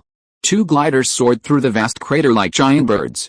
They had assumed they would need to descend to the bottom of the crater to find anything, but after only about 200 meters, the gliders descended when Isaac spotted a hole in the wall of the massive crater through his telescope. There were clear signs of human habitation there. The group adjusted the glider's direction and flew toward the hole, soaring into it like birds returning to their nests. The hole was over 10 meters high, its edges smooth as if expertly polished. Inside, Perry and his group spotted carved stone statues and murals on the walls. Perry took out his wand. The gray mist only existed in the crater and sky outside, not affecting the interior of the passage, allowing them to cast their magic. With a luminous charm, several points of light floated out, radiating intense light, illuminating the murals on the wall. Clearly, this is something left behind by the Lawrence tribe, Perry said, pointing to a figure on the massive mural before them. The figure was depicted with very crude lines, as in all the lost ruins. Yet, it was still clear that within its body were 2 hearts, emanating countless fine lines connecting various parts of the body. A 2-hearted man. Seeing the mural, which clearly represented a 2-hearted man, everyone felt a surge of excitement. This meant they had found the right path and were one step closer to solving the 2-hearted man mystery. This is fantastic. It records the history of the Lawrence tribe. It's invaluable archaeological material, Perry said as the group walked forward, examining the mural. If he could take this information out and publish it in the wizarding world, his name would once again be resounding, and the title of Golden Star would become known to even more people. The group hurried forward and began to translate the mural's contents. The mural's crude outlines depicted a general pattern. While not elaborate, it was remarkably vivid, allowing the image to reveal its meaning. The first mural depicts the life of the Lorenzi tribe, who lived not on the surface but underground, like moles. The mural depicts them digging vast caves one after another and connecting them together, creating a magnificent underground city. Perry and his companions surveyed their surroundings and concluded that this was likely one of these caves. In the second mural, Perry and his companions saw a massive cedar tree, growing upside down underground. Its countless giant branches extended into the caves dug by the Lorenzi tribe, providing them with food. This instilled deep reverence in the Lorenzi people, who regarded it as the incarnation of a deity and built an altar to worship it. The third mural depicts the changes that have taken place within the Lorenzi tribe due to the cedar tree. In the third mural, Perry and his companions could clearly see a second heart beginning to form within the depicted figure. This heart, located on the right side of the figure, symmetrically aligned with the left, extended threads that connected to various parts of the figure's body. What's going on? Does every member of the Lorenz tribe have two hearts? Isn't it said that only the brave warriors of their tribe can become two-hearted? Verisa asked, upon seeing the third mural. Behind him, Elton gazed at the group in front of him with astonishment. Because in his magical vision, Verisa and Isaacs, like the Lorenz tribe members in the mural, possessed a second heart, albeit an incomplete one. As for Naven, although he had only one heart, it wasn't located in the normal left atrium. Furthermore, upon closer inspection, Elton discovered that Naven's heart was twice the size of a normal person's. It was as if two hearts were superimposed on each other. Although he couldn't see through their bodies, he was observing the life circuits, and Elton felt his vision couldn't be wrong. What was going on? Elton was confused, but he kept his findings to himself, as the magical vision was difficult to explain. Elton looked at Perry. As the only two normal people in the group, Perry seemed to know something. Elton had just noticed that when he saw the mural, he tilted his head slightly, looking at Nevin and Isaacs, then at Verisa. However, his movements were so quick that no one else noticed. Only Elton, who noticed the others at the same time as he saw the mural, noticed Perry's movements. No, they are not truly two-hearted people, Perry answered Verisa's question, pointing to the fourth mural. The fourth mural showed the members of the Lorenz tribe gathered around the altar at the bottom of the city. Before them, a huge branch stretched out, as if conveying some message. Then, a muscular figure with the most heart veins appeared in front of the others and reached out to take the heart-like fruit from the giant branch. Babase. As the man consumed Babase, the mural description later clearly showed that his second heart solidified at an unparalleled speed, and the veins connecting his body became as numerous as the original heart on the left. His second heart seemed to be transforming from illusion into reality. But the situation was clearly not that simple. Perry and his companions walked back to the fifth mural. Countless cracks began to form on the body of the man who had taken Babasa, as if unable to withstand the power within him and on the verge of exploding. The man struggled and began to climb down the path of the cedar tree. During this arduous climb, his wounds surprisingly began to heal, and the power within him seemed to be absorbed by him. Finally, as they saw a sun-like light ahead, the two-hearted man was born, a perfect being, appearing before the Lorenz tribe. The sixth mural showed the returning two-hearted man receiving homage from all the Lorenz tribesmen, becoming the new leader of the tribe. The previous leader, on the other hand, vanished into the branches of the giant cedar tree, as if offered as a sacrifice to the gods. What a magnificent story, Isis exclaimed, then asked a question on everyone's mind. Chapter 215, Missing Mural, Curse. Where are the Lorenz tribe now? Why have they disappeared? Isis asked a question on everyone's mind. According to the murals, the Lorenz tribe shouldn't be in danger. Furthermore, there were no traces left here, not even a single branch of the cedar tree, dead or alive. Perhaps only down there can we find the answer, Perry pointed to the road ahead. A flash of luminosity light flew over, illuminating a passageway leading downward.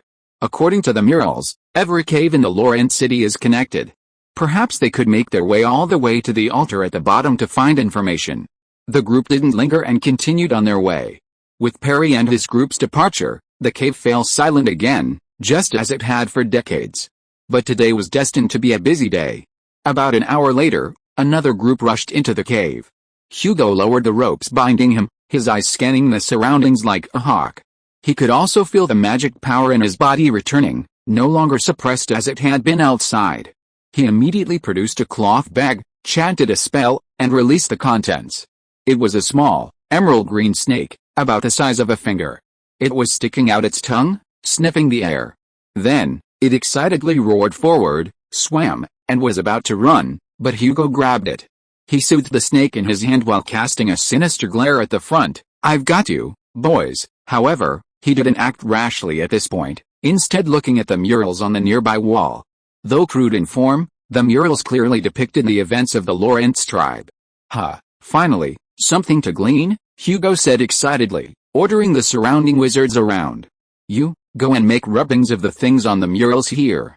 This is a great find. We've confirmed the existence of the Lawrence tribe and the two-hearted people.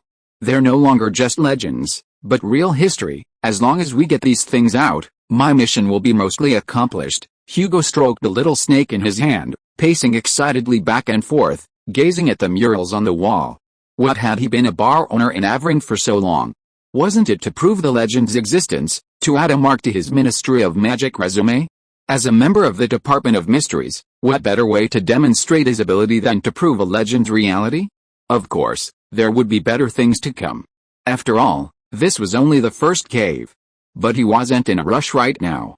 He had already bitten their tails, and everything else would be his sooner or later. HMPH, little ones, keep running a little further. I want to see how far you can get, Hugo said sinisterly.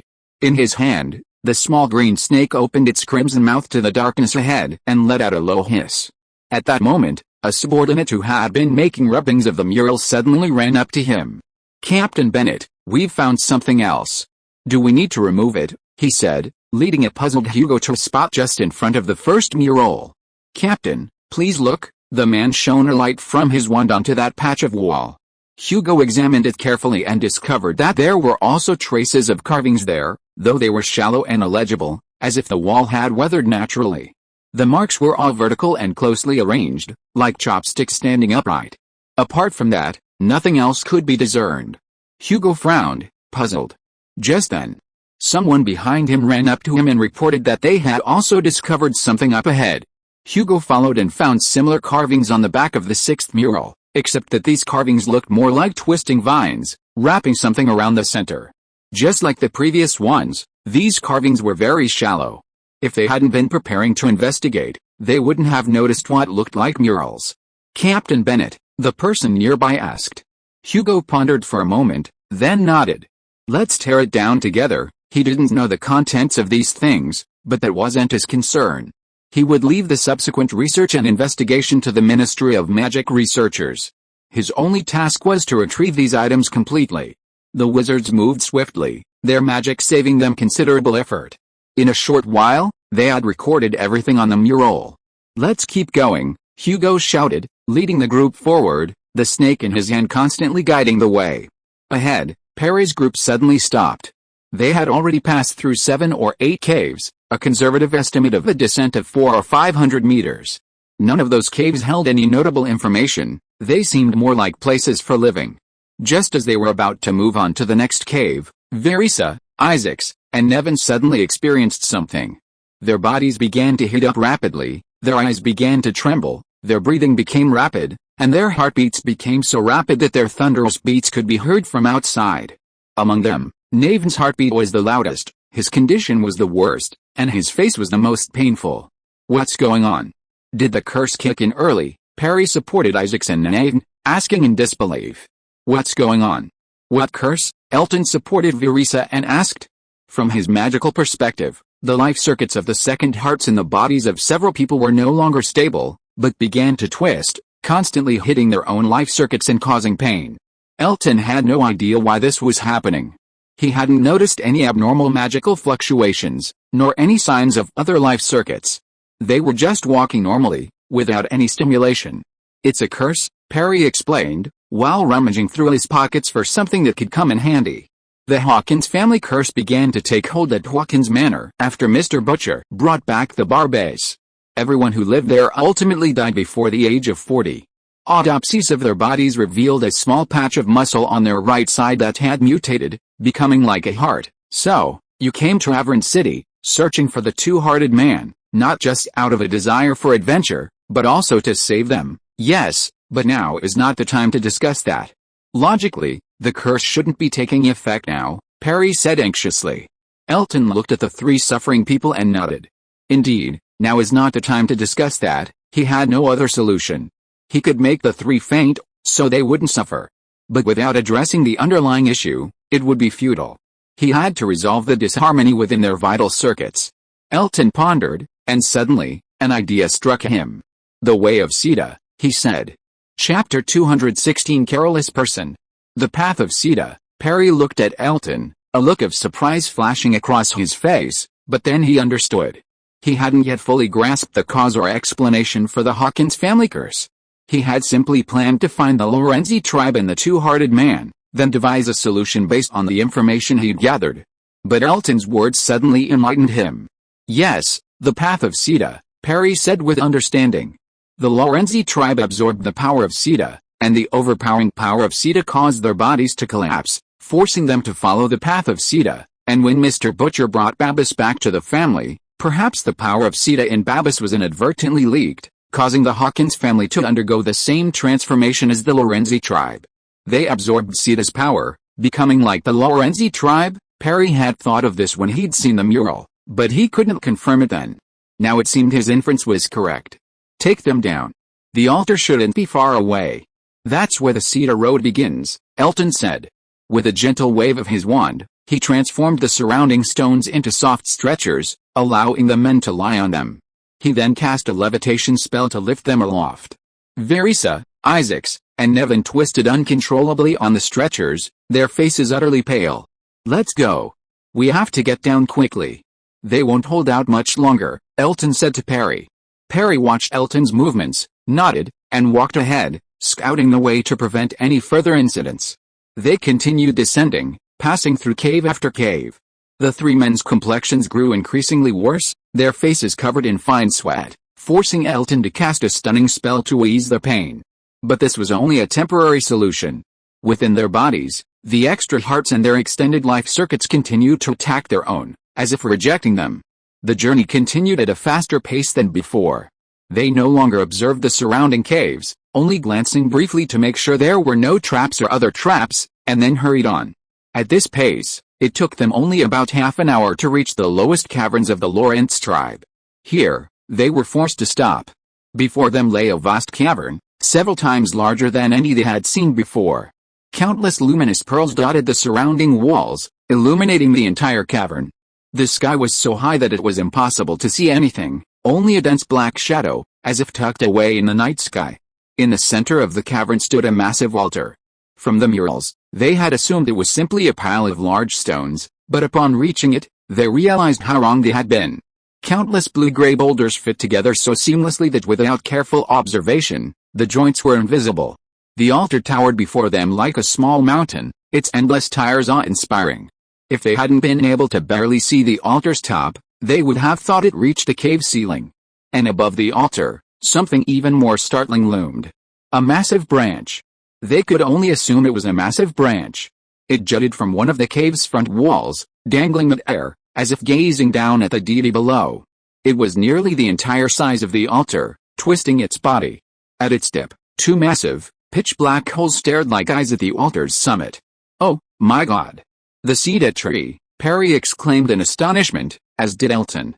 The branch, dozens of times larger than the basilisk, dangling mid-cave, filled them with a sense of awe, a fear of the giant. Fortunately, both remembered the most urgent situation. With a mere exclamation, they began to climb toward the altar's summit. The seemingly endless staircase evoked a sense of fear, and the repetitive movements only heightened a sense of oppression. Fortunately, the two of them were resilient enough that the situation wasn't a problem for them. However, Perry looked at the three stretchers levitating behind them with some concern and asked Elton, "How is it going, Elton? Can you hold on? How about I take over?" "No need," Elton shook his head. Although the levitation spell and transfiguration were draining his magic power, he had plenty, so he didn't need to worry about it. Right now, he was more worried about something else. "There seems to be someone up there," Elton told Perry about his findings. They had already climbed 2/3 of the way up, their bodies drenched in sweat. Elton could use his magical vision to observe the altar's summit. From his perspective, he saw several life circuits constantly moving. What made Elton even more uneasy was that the life circuits he saw had no central intersection. In other words, those things had no hearts. Perry looked upward in shock. As they approached, the massive branches grew larger in their eyes, making him feel even more uneasy, as if they were food being sacrificed to a giant. And Elton even mentioned that there were people up there. Oh my god, could it be that the Lawrence tribe hadn't been lost, and had continued to exist? That might be a good thing. We can get them to help heal them, Perry said with a reluctant smile. He walked in front of Elton and took the lead. Clearly, Perry wasn't confident about the people Elton mentioned up there. After all, with so many caves completely empty, it was hard to say whether the remaining ones were people or some other humanoid monster. Let's go and see what's up there. Maybe it's the last elder of the tribe guarding the Cedar Road, Perry said, suggesting what he thought was the best solution. Then, he led the way up. Elton followed, his wand clenched tightly, ready for battle. After a while, Perry and Elton finally reached the top of the altar. This was a platform the size of a football field. In the center, there were several stone tables, seemingly used for offerings. The huge branch also hung over the tables. Next to the tables, several hunched, skinny, and ragged individuals stood. If you are listening to this novel on a channel other than Fanfic World, it means it was downloaded and re-uploaded without effort. We warmly invite you to visit our channel, Fanfic World. There you will find the original version of this story and many other novels of various genres. We look forward to seeing you dive into a world of incredible novels. Chapter 217 Unexpected Battle. Those people had withered hair, their bodies reduced to a mere layer of skin clinging to their bones. Their faces were obscured by their hair, but on their chests were two black holes, like the branches of the cedar tree above. Who are they? Perry asked nervously, his wand held in one hand, ready to strike. He had previously harbored hopes of encountering a living being, but now it seemed impossible. The people before him were more like zombies. Two-hearted people, Elton declared, gazing at the two holes in their chests. From a magical perspective, the spot where the heart's life circuits should have intersected was now pitch black, yet their bodies still retained their life circuits, undiminished by the disappearance of their hearts. What about their hearts? Perry stared in disbelief at the massive branch in midair. It curved like a giant serpent spanning the sky, and the two massive black holes, like eyes, stared fixedly downwards. Isn't it a sacrifice to the cedar tree? Their offering is the heart of the two-hearted man, Perry asked. At that moment, the zombies in front, as if spurred by Perry and Elton's conversation, began to stiffen and stir, making a clicking sound. Then, their heads lifted, their cold, empty eyes fixed on the men who had climbed to the top of the altar. Desire seemed to flicker in their eyes. Elton gripped his wand tightly, and so did Perry. The zombies howled, then twisted their bodies in bizarre positions, running towards Elton and Perry, still howling. Elton took the initiative, swinging his wand at the zombie in front. Drown! A fierce beam of light shot out from his wand, striking the zombie, but it had no effect. The zombie merely slowed for a moment before continuing to run towards the two men at an alarming speed, using both hands and feet. Shatter, burning fire, freeze the earth. Elton cast 3 more spells, but upon impacting the zombies, they merely stagnated their bodies, having little effect. The fire and freezing spells only damaged their clothing, not their bodies. Elton, through his magical vision, observed that when the zombies were struck by spells, their life circuits shone brightly, warding off the spells. The number and complexity of their life circuits far exceeded those of ordinary humans, even exceeding those of Hagrid, a half-giant. It seems the magic isn't working very well. When Elton's spell failed to take effect, Perry pulled a handful of sand from his pocket, threw it forward, and then tapped it with his wand. The sand instantly transformed into a cloud of dust, obstructing vision. It then moved at a breakneck speed, scraping away a layer of the altar floor. This should have caused the zombies to lose their target, becoming lost in the dust. But as the roars grew closer, the two men knew Perry's method hadn't worked. How is this possible? Perry said in disbelief. He'd found this sand in a ruin in the Takan Desert. Not only would mindless zombies, but even a common wizard would be trapped in it. How could it be so ineffective? They can see, Elton pondered for a moment, then spoke. They can see our hearts. That's probably why they don't have their own hearts, so they want ours. When Perry's dust appeared, Elton could clearly feel the zombie's burning gazes piercing through the dust, gazing at his heart, causing the hairs on his body to stand on end. What do we do now? Perry stared at the branches of the cedar tree in midair, at the two hollows on them. They needed to get there, to take the cedar road, but the zombies before them wouldn't let them pass. Elton didn't answer. He waved his wand, causing several stone walls to rise before him, frowning as he pondered a solution. The life circuits of these zombies were so powerful that they were practically immune to magic, making them a nemesis for wizards. Should they resort to physical combat? Elton glanced at the ring on his finger, then reached out and felt inside his wizard's pocket. There was a book, the only one he had brought with him. Just then, behind Elton and Perry, there was a sudden movement. A group suddenly emerged from the altar steps and leaped onto the altar. It was Hugo and his subordinates who were behind them. "Ha, boys, you didn't expect me to get here so quickly, did you?" Hugo laughed excitedly, looking at Perry and Elton in front of him. "So fast," Perry exclaimed in shock. After all, they had Varisa's guidance to find this place directly, while Hugo had to rely on himself and his subordinates to search. Could he be so lucky? Ho ha ho ha, Perry Crane, I admit you're a truly exceptional adventurer and blessed with plenty of luck, but don't underestimate the Ministry of Magic, Hugo said with a smug look on his face. In fact, we've done more research on the Lawrence tribe than anyone else. Before discovering this place, we found traces of the cedar tree in another location, and even the empty shell of Barbase. Seeing Perry's expression of shock and thought, Hugo nodded. It seems you've also figured out that Mr. Butcher of the Hawkins family went there, not here. It's a pity there weren't many left there, far less than what's here. Hugo looked around, then at the massive branches twisting in the air like giant snakes, his face filled with excitement. What a miraculous place. Such a magnificent cedar tree. The whole world will be astonished, even as Hugo exclaimed. The stone wall Elton had created with magic finally failed to stop the zombies and was shattered one by one. The zombies then approached the two groups. What are these things? Hugo stared at the zombies in disbelief. He hadn't imagined there were other creatures in this place. Could it be that the Lorenzi tribe hadn't been destroyed? But he soon realized something was wrong. Those creatures weren't living people, but zombies. Furthermore, 3 of the zombies split apart and ran toward them, howling with excitement, their dark eyes gleaming with the light of prey. Elsewhere, 2 more zombies ran toward Perry and Elton, clearly eyeing their hearts. What should we do? Perry asked Elton as he searched his pockets. He could already tell that Elton's magical prowess was far superior to his. Although he had many and strange magic items, he was still no match for them in a real fight. He still needed Elton's advice on that front. Elton's eyes gleamed, and he looked up at the branches of the cedar tree in midair. You lead them up, and I'll hold them off, Elton said, reaching into his pocket and pulling out a book he'd carried since arriving in Congo. But, Perry was about to say something, but Elton simply shook his head.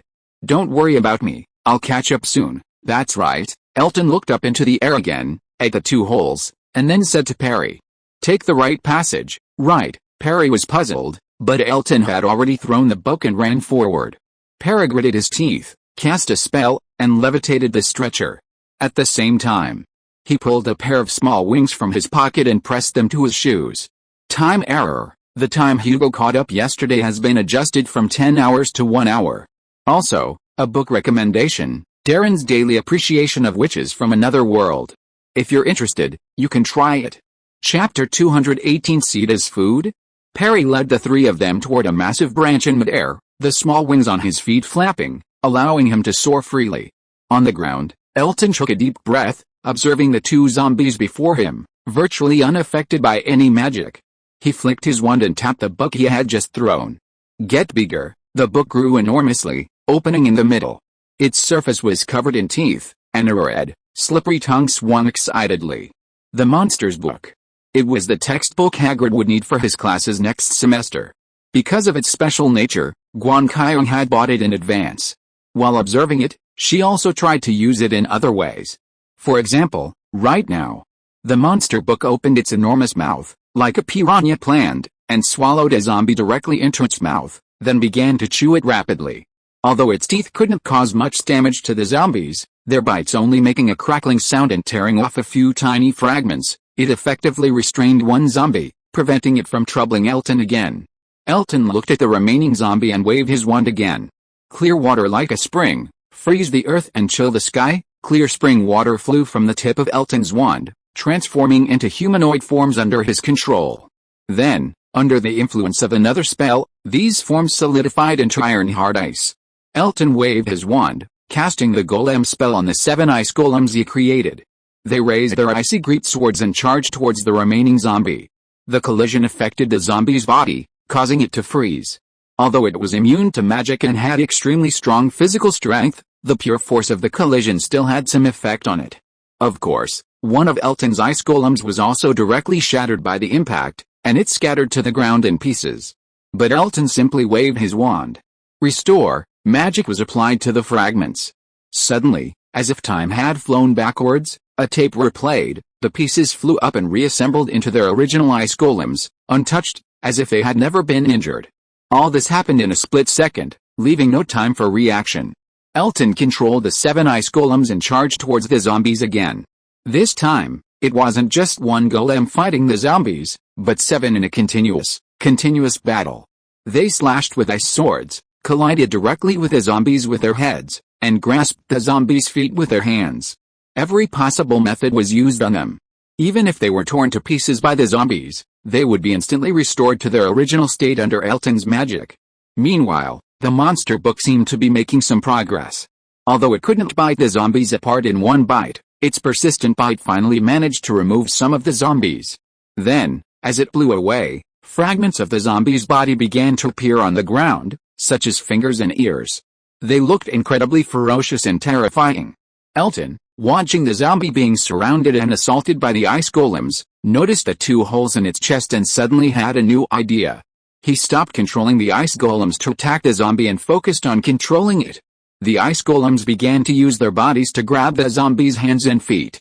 Before it could resist, the ice golems, under Elton's control, merged, eventually forming a massive single entity, like a set of torture instruments, clamping down on its joints and temporarily preventing it from struggling.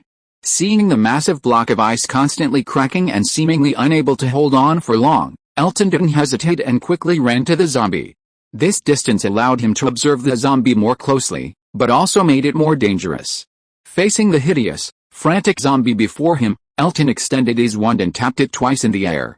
Flames emerged from the tip of the wand, then, under his control, shrank and condensed into a scorching spark, emitting a scorching aura.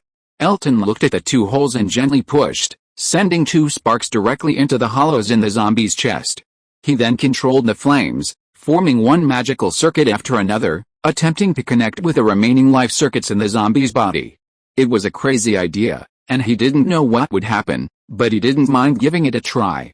As Elton moved, the zombie before him strangely calmed down. Its body stopped moving frantically, and its face seemed to regain some composure. Its eyes seemed to light up, as it remembered something and looked at Elton.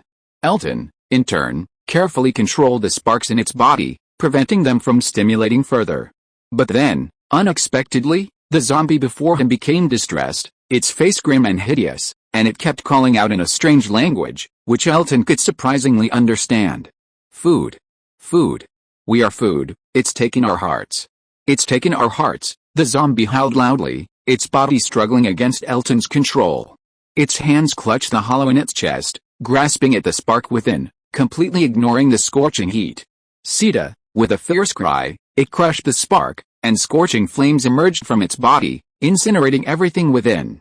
The life circuits that supported its body dissipated like leaves blown by the wind, and its body, in the ever-burning flames, was reduced to a black charcoal.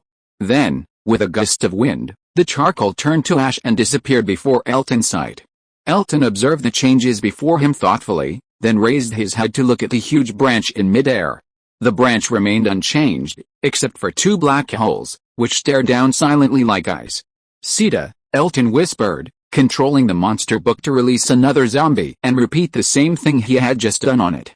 However, this zombie's reaction was different from the previous one. The sparks injected into its body triggered a violent reaction. Its life circuits continuously collided with Elton's sparks, and finally, its body exploded, breaking into countless fragments and disappearing on the ground. Elton's eyes flickered slightly, and he looked to the other side, in the direction of Hugo. Over there, the members of the U.S. Ministry of Magic were still entangled with the zombie. Chapter 219 left. Compared to Elton's side, Hugo's team faced a much more complex situation dealing with the zombies. Their magic had only a minimal effect on the zombies. Even if they conjured boulders or ice blocks to restrain them, as Elton had done, it only lasted for a short while. The zombies would break free and continue their assault. Some tried to use magic to escape midair, but the zombies somehow unleashed vines that snatched them down in a matter of seconds. Faced with this dilemma, unable to fight or escape, Hugo and his team were left with few options. They could only use magic to stall the zombies, preventing them from reaching them and ripping out their hearts. One member of their team was nearly caught in a tactical attack. Although they dodged in time, they still sustained several wounds on their chests, bleeding profusely. Elton took a few glances but had no intention of helping. He wasn't one to get his hands dirty. With Hugo and the others stuck, he had a good opportunity to go find Perry and the others and see what was going on. As Elton charged at the zombies, Perry, along with his 3 companions, arrived at a black hole in the giant branch. Remembering what Elton had told him, he flew directly to the hole to the right. However, upon reaching the hole, he discovered it was blocked. A dark green wall blocked the entrance, preventing Perry from entering. Alaho. Open, shatter, open quickly. Perry tried several spells, but none worked. Even the magic items he pulled from his pocket and scattered on the door had no effect, even though they could corrode materials harder than steel. Damn it, Perry pounded his fist against the wall. Perry. Just then, Isaacs awoke from his coma, his face pale as a cry for Perry. Isis, how are you? Perry hurried to Isis's side and took her hand. The cedar road. Perry Babase, Isis said with difficulty, her face agonized. Babase is with me, but I can't open the door to the cedar road, Perry said sadly. Perry. Left? I just saw the Lawrence tribe. The two-hearted man. Left. Isis clutched Perry's hand tightly, a meaningful glint in his eyes. But, Perry tried to tell her what Elton had just told her, but Isis suddenly became distressed, clutching at her heart tightly, as if something was about to burst out. Damn it, Perry glanced at the wall in front of them, gritted his teeth, and led the 3 of them towards the cave entrance on the other side. It wasn't sealed off, but it was impossible to see inside. It was pitch black, bottomless, like a path to hell. But there was no better way now. The 3 of them were getting worse, and he had to continue. Moreover, compared to Elton, Isis's words were more important to Perry. Perry took out a barb, slashed it open with a knife, and red blood flowed out. He dripped a few drops into each of their mouths, then led the 3 of them straight into the darkness before them. Ignoring the men from the Ministry of Magic, Elton waved his wand, casting a levitation spell on himself, launching him into the air and flying directly toward the massive branch. Looking at the wall before him, Elton cast several spells, but none worked, causing him to frown. He felt in his pocket, finding a potion, his last resort, but he wasn't sure if he should use it here. Perhaps this wasn't the option Luna had suggested, Elton thought to himself, flying to another cave entrance. During the earlier fight, he had kept an eye on Perry and saw that he had ultimately chosen to enter this cave. There, he was being held captive by the zombies, leaving him helpless and unable to do anything but watch Perry enter. But if Perry had entered this cave, perhaps the danger inside would have been less severe. Perry's luck had always been good, a fact he'd remarked to the others along the way. Several times, even without any information, he'd chosen the right answer or direction, thus escaping danger. Perhaps this time would be no different. Thinking this way, Aiton no longer hesitated and headed towards the darkness before him, entering the cave entrance. Upon entering, he faced a vast tunnel. Thin, glowing pipes lined the ceiling, seemingly guiding Aiton's path. Aiton remained vigilant as he continued forward. The surrounding scenery remained largely unchanged. The walls, Aiton observed, were entirely made of wood, devoid of any other material. There were no signs of damage, only signs of growth. This meant that the passage had grown naturally, not by the Ceta tribe. After ensuring the area was clear of danger, Aiton increased his speed, launching himself into the air and soaring forward, creating several balls of light to fly ahead, paving the way. After approximately 10 minutes of flight, Aiton finally reached the end of the tunnel, arriving at another location. He gazed in amazement at the scene before him. Before him lay a vast pit, much like the one seen from above, except that this one was completely encased in wood. Countless giant branches stretched from the opening around it, seemingly transmitting something. Elton looked up and could see a tiny pinprick of light at the top. That was the sky outside. He was estimated to be over 1,000 meters above the ground. Looking down, he saw endless darkness. He had no idea where it led. Legend has it that down there lay the Cedar Road, where they would reach lava and achieve perfect life, becoming two-hearted. Just then, he spotted Perry and the others. They were resting on a raised platform below. Verissa, Isaacs, and Nevin seemed to have recovered somewhat, sitting up instead of lying down. Beside Perry lay some climbing gear, ropes, hooks, and the like. Elton rubbed his eyes slightly and turned on his magic vision. Only then did he see that the magic in the air around him was extremely thin, as if he had entered a magic vacuum. He tried to release a little magic, but it was like a drop of red ink in the ocean. In the blink of an eye, it disappeared without a trace, without any effect at all. It seemed that the gray mist filled the entire space, so he didn't notice it at first. Elton thought about it, and at the same time put his wand in his pocket, using his hands and feet to climb down. Fortunately, he was in good physical condition, and this level of climbing was not a big problem for him. He didn't want to climb directly down, but to climb down a little to the protruding platform to meet up with Perry and others. Chapter 220 Captivity. When Ayrton climbed to the protruding platform, he saw Perry preparing to continue climbing down. Although the others had regained consciousness, pain still lingered on their faces, and they seemed to be in a state of trance. "Ayrton, you're here," Perry said happily. Ayrton's arrival made him feel relieved and less stressed. "Well, what's going on?" Ayrton asked. "The Cedar Road," Perry said, pointing down. "We need to continue going down to the end of the Cedar Road before they can get better. However, they have a new condition and are now adjusting," Perry said. Beside him, Ethos stroked his forehead, his face puzzled. Naven frowned deeply, and Verissa stared blankly at the point of light above, wondering what she was thinking. After Perry installed the fixture, Verissa finally came to her senses. Looking at the others, she spoke in a quiet voice, "I seem to have seen Sita's memories." They all looked at her. Ethos was still confused, seemingly unable to comprehend the sudden surge of thoughts in his mind. Naven was constantly pondering, trying to parse the memory into his own understanding. However, Sita's memories, no matter how hard he tried, just didn't add up. "I saw a seed. Long ago, it absorbed sunlight, but grew downwards. All I could see was endless darkness," Verissa said, gazing at the edge of the pit, which resembled tree bark. "That's all?" Perry asked, as Verissa had stopped talking. "That's all. You'll need to go down to find more information," Verissa said. "But why do you know it's Sita's memory?" Ethos wondered, but Verissa couldn't answer. It was just a feeling, as if she had become Sita herself. "In that case, let's continue. Your physical condition also requires you to complete Sita's path," Perry said to the others. Verissa, Isaacs, and Nevin were only just beginning to regain consciousness.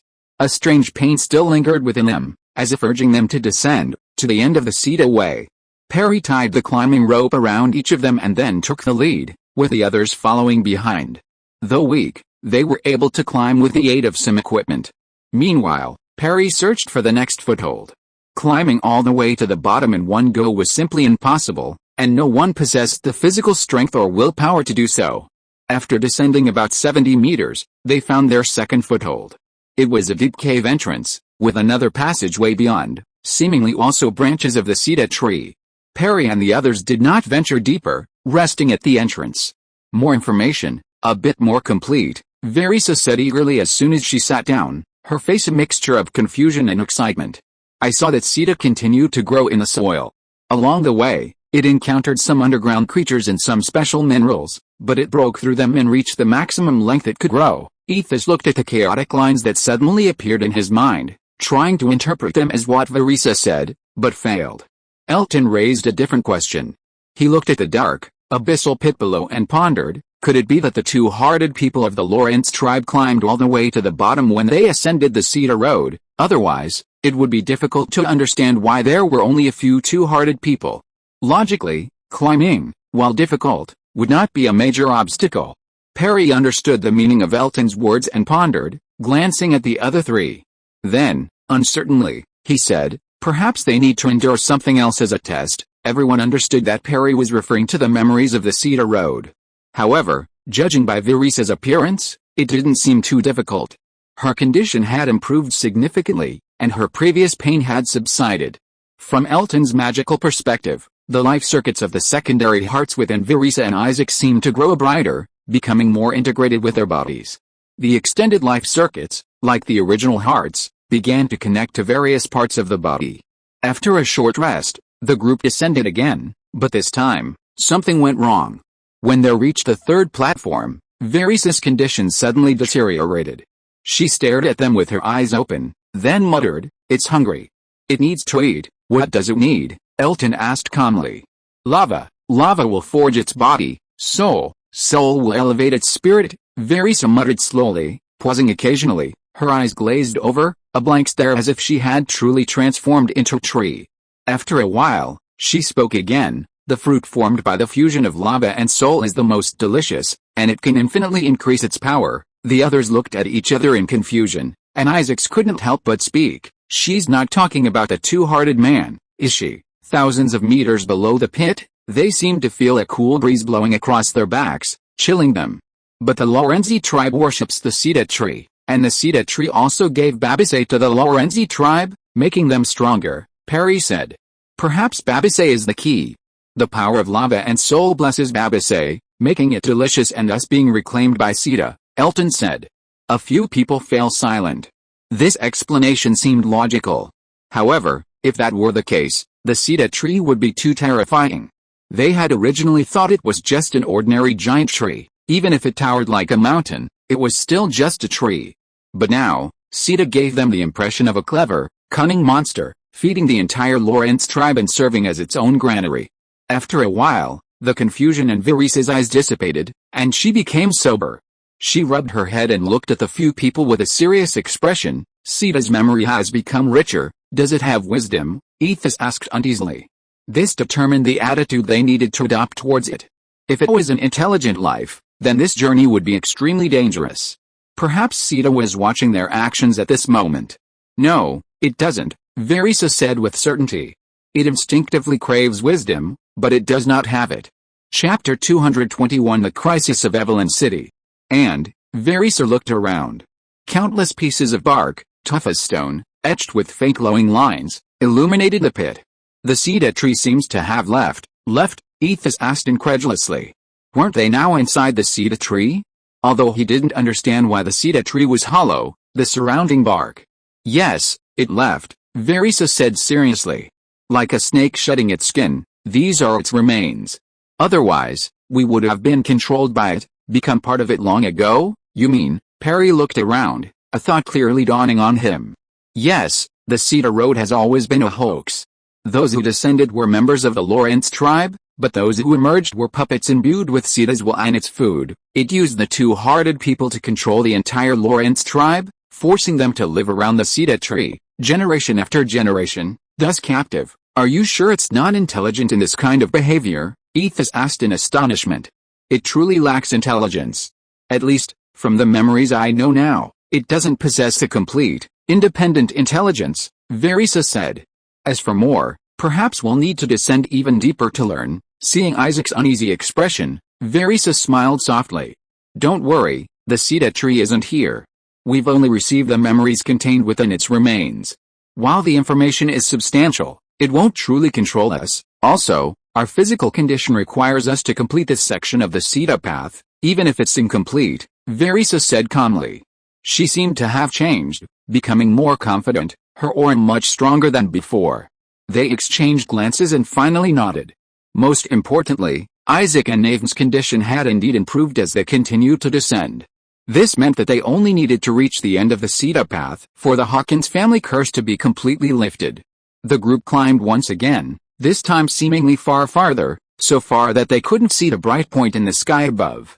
It took them 4 or 5 hours, most of which was spent descending.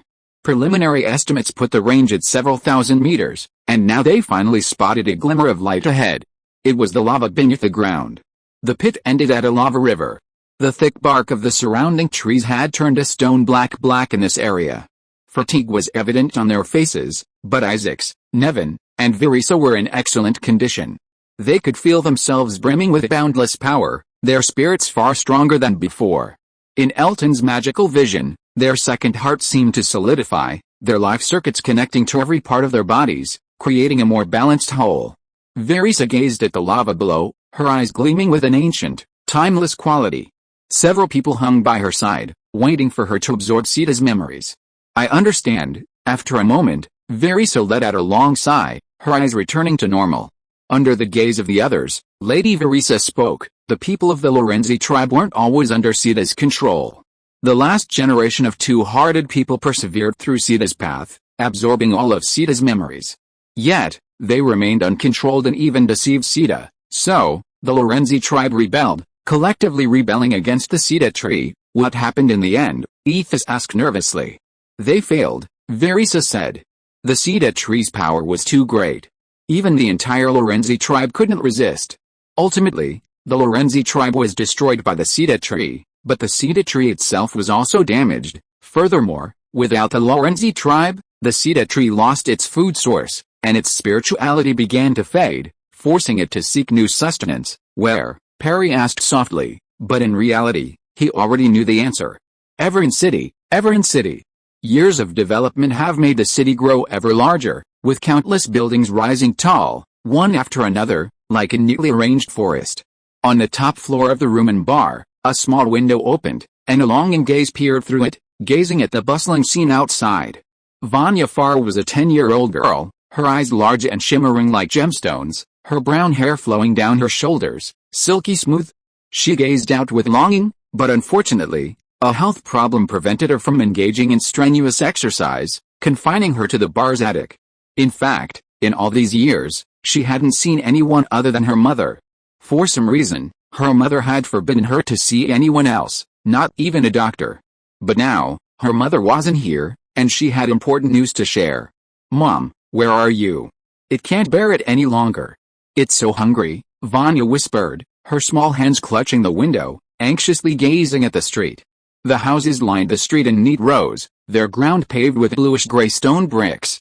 But Vanya could see tiny vines creeping out from beneath the stone, burrowing into the walls, devouring the wood and stone walls and filing them with their own flesh. The houses had become, in effect, cages. Even the Lumen Bar, where Vanya was now, was a similar scene. Here, vines began to sprout from the eaves of the houses, followed by fruit after fruit, each growing at an incredible speed. The fruit, crimson like hearts, pulsed continuously, emitting a thunderous sound that drew the attention of nearby travelers.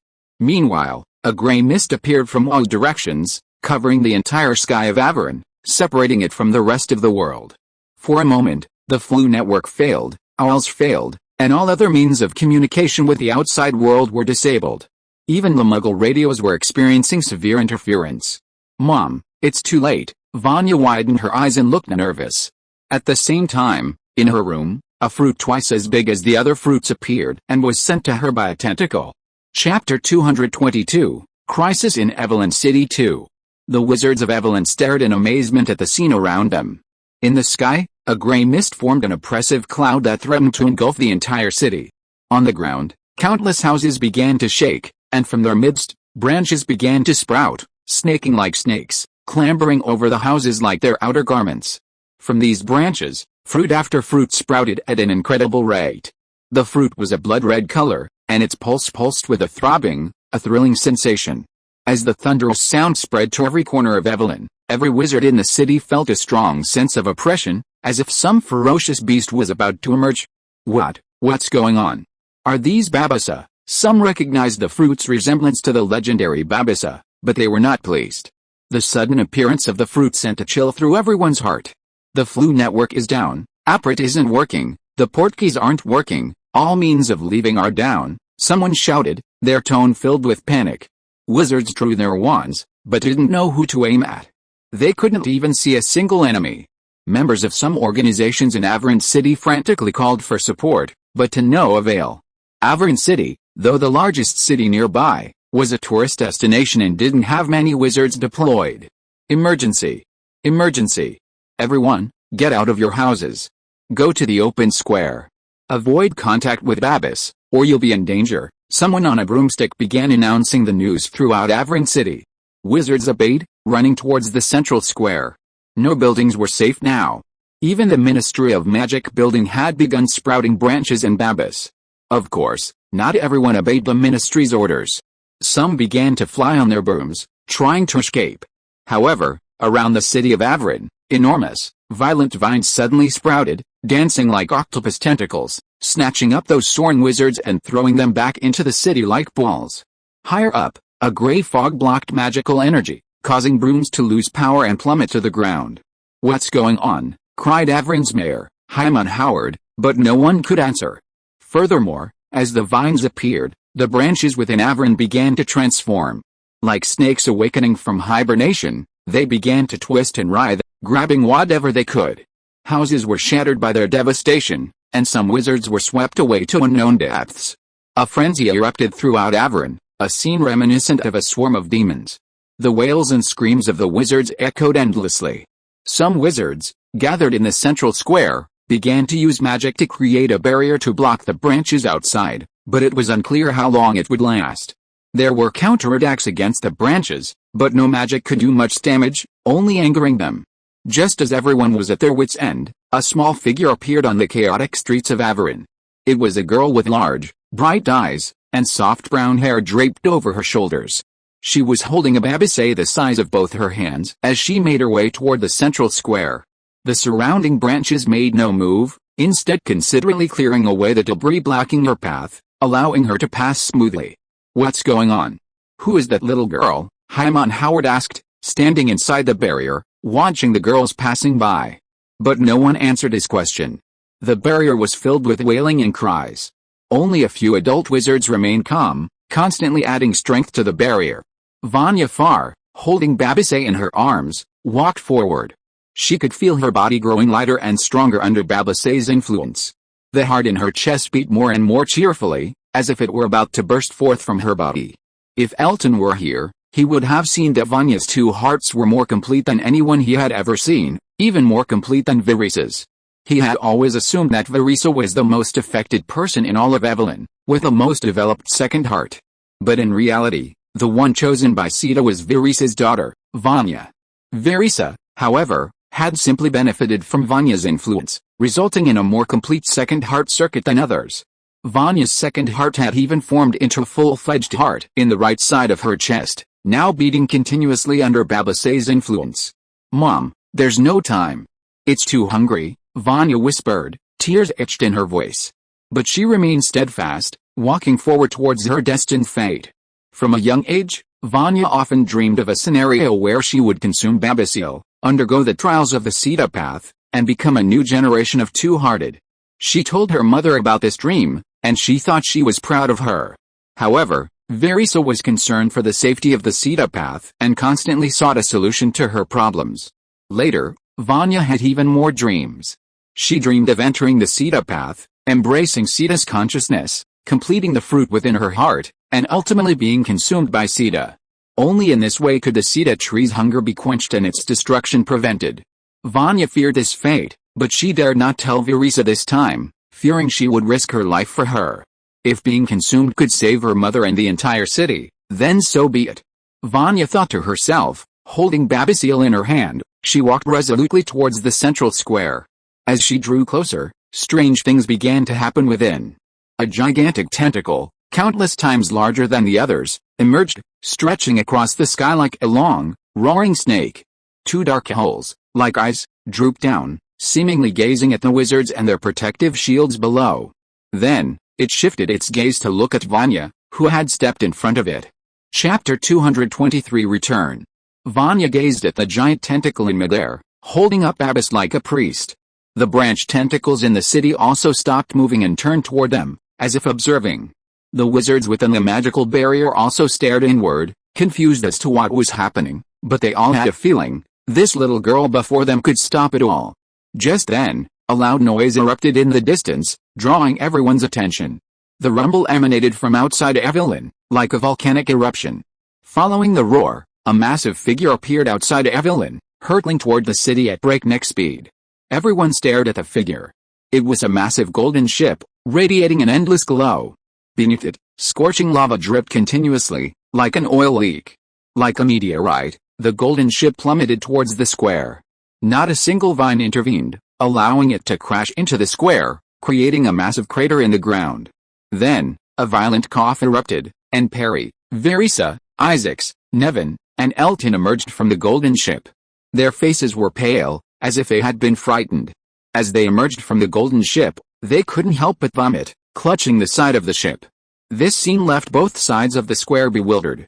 The wizards within the barrier and the massive branch all looked at them, their gazes etched with confusion.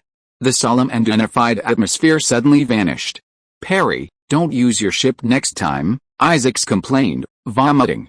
"My dear, but this is the fastest way," Perry said, wiping his mouth.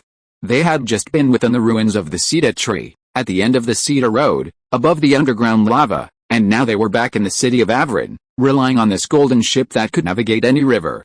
And as everyone knows, a lava river is also a river. Absorbing the violent force of the lava river, the golden ship's speed was far greater than any previous use.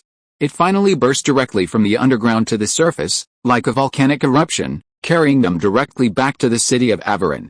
However, the speed was simply too fast for a normal person to handle. "Hey, you guys, is that the adventurer Golden Star?" Just as the others were slowly recovering, Hyman Howard suddenly spoke from within the barrier, clearly recognizing Perry. "Huh? Hello, I'm Perry Klein," Perry replied. Only then did he notice his surroundings. Averin seemed to have transformed into a new forest, with every tree covered in bambus. And in front of the square, a massive branch, resembling the one he had seen at the altar of the Lawrence tribe, jutted out from the ground, staring back at them through two dark holes that served as eyes. "Oh my God," Isaacs exclaimed, looking around in amazement. Although Verisa had previously informed them at the end of the cedar road that the cedar tree might have already fled beneath the city of Avalon and was preparing to attack it, they hadn't anticipated such a scene. The entire city was completely engulfed in the cedar tree's vines and branches, as if it was about to devour Avalon. Elton and Nevin gazed around in amazement, awestruck by the magnificent spectacle. A plant the size of an entire city was truly astonishing, especially the fact that it could move, almost animal-like. "Vanya," Verisa exclaimed, noticing Vanya cradling Barbase in her arms. She rushed over and hugged her tightly. Her movements set the surrounding branches in motion, rubbing against each other, creating a rustling sound like snakes crawling. They all looked towards Verisa, as if preparing to attack. "Run," Perry yelled, pulling Isaacs with him toward the wizard's magical barrier. Elton also grabbed Verisa and ran in that direction. As for Vanya, Nevin grabbed her under the ribs with a pinch, and the barbase in her hand fell to the ground. This was a completely unconscious action, but it triggered a violent reaction from the surrounding branches. They all rushed towards the group, as if trying to capture them like the wizards before. However, Perry and the others were not far from the barrier, and since Hyman Howard recognized Perry and Isaac's identities, he didn't stop them and let them in. The others followed suit. Countless branches crashed into the magical barrier, making a loud noise. The huge, tentacle-like branch in the air slammed down, as if venting its anger, causing the entire barrier to shake violently and almost shatter. Meanwhile, beneath the group, countless smaller branches broke through the ground, growing out and attacking them. Fortunately, the wizards had long noticed that these plants emerged from the ground, so when constructing the magical barrier, they had already included the ground, creating a comprehensive protection. The branches that suddenly surged from the surface were useless, only continuing to grow, searching for a gap. "What's going on? Perry Green, can you tell me?" Hyman Howard asked hurriedly after the others entered. "Isn't it obvious, Mr. Mayor?" Perry pointed to the massive branch in the sky. "That's the legendary cedar tree. It doesn't grow above ground, but underground, and the Lawrence tribe isn't a tribe it protects, but rather its food. Now, it's coming to eat us." Hyman Howard's face darkened, and he looked at Perry in disbelief. Honestly, no matter how many stories his predecessors and successors fabricated about the Cedar Road, the Lawrence tribe, and the Two-Hearted People, they didn't actually believe them, just as they didn't believe in the legendary Grim Reaper. But he hadn't expected the legendary story to actually come true, and that the mythical Cedar Road actually existed. "What the hell is that thing?" Hyman Howard said hoarsely. "Oh, probably some kind of gigantic, ancient creature. If you strip away the sacredness and the mythical element, I think that's the most accurate answer," Perry said. "Well, that answer makes me less afraid." "Thank you, Perry Green," Hyman Howard said. "So, do you have a way to deal with him?" he asked. Compared to the travelers behind him, or the subordinates around him who only knew how to make up stories, he felt that Perry Green, as a professional adventurer, would have more experience in this area. After all, he had seen a lot and experienced many things. And judging by their appearance, they might just be back from another exciting adventure. Perry didn't answer, but looked at Verisa beside him. Verisa was holding Vanya, her expression shifting. If you are listening to this novel on a channel other than Fanfic World, it means it was downloaded and re-uploaded without effort. We warmly invite you to visit our channel, Fanfic World. There you will find the original version of this story and many other novels of various genres. We look forward to seeing you dive into a world of incredible novels. Chapter 224, The Way to Save Evelyn. Verisa held on to Vanya tightly, as if afraid she might suddenly disappear. But the branches and vines outside, spurred by Vanya's entry into the barrier, began to frantically attack the wizards, who had previously ignored them. Especially the massive branch with two pitch-black eyes. Every powerful blow sent ripples through the barrier, shaking the very fabric of space. If the wizards within the barrier hadn't held their wands firmly, pumping magic into the barrier to maintain its integrity, all the wizards would have been crushed to death by the maddening branches. Even so, the situation was grim. More and more vines and branches sprouted from Evelyn, transforming the city into a sea of green. They began to swim towards the wizard's final barrier, seemingly burying it. Madame Verisa, do you have a solution? Hyman Howard asked, his eyes fixed on Vanya, whom Verisa held in her arms. His thoughts were obvious to anyone. If there was no other solution, sacrificing a child to save more might be considered a good deal. Although he was reluctant, reality was often like this, filled with helplessness.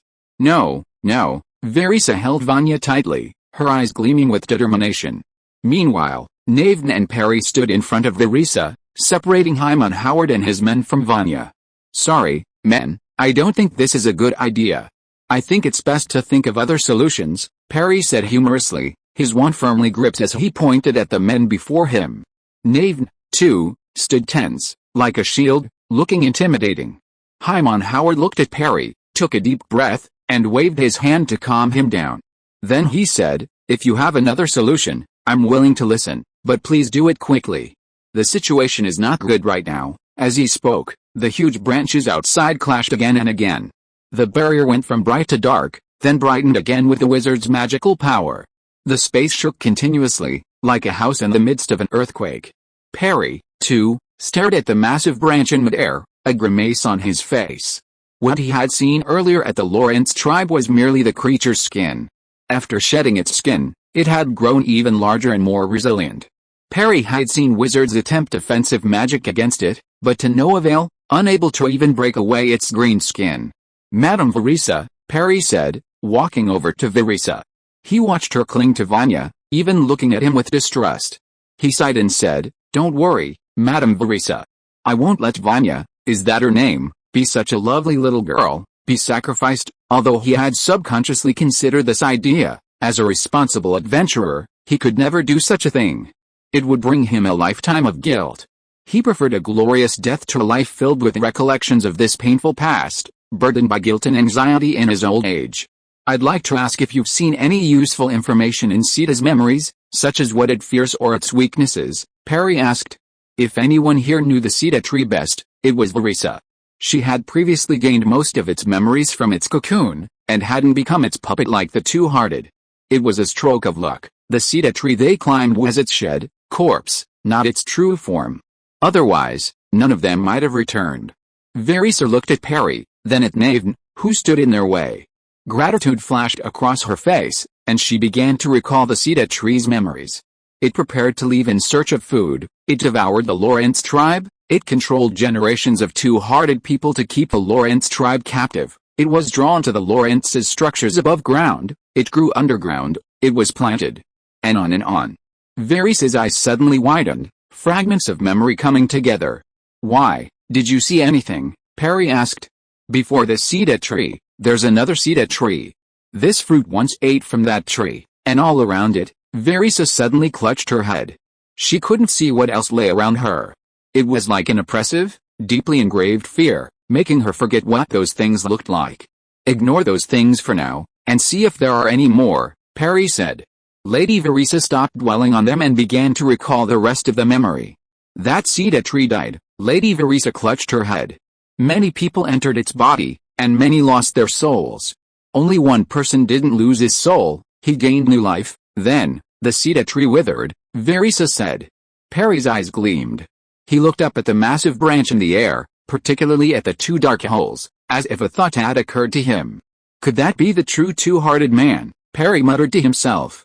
That must be it.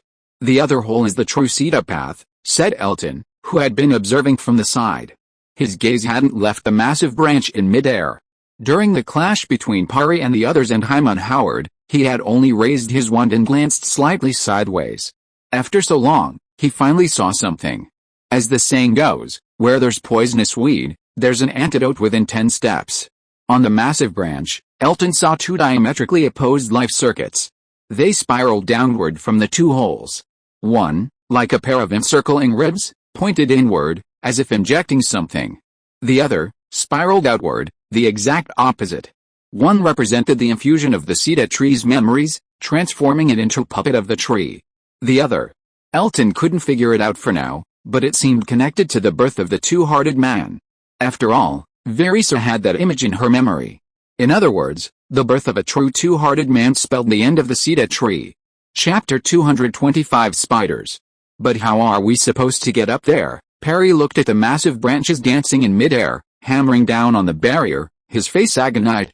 With such ferocious force, simply approaching would likely pulverize anyone. Furthermore, judging by what happened at the Lawrence tribe's altar, the cave entrance was blocked by a massive rock, preventing direct entry.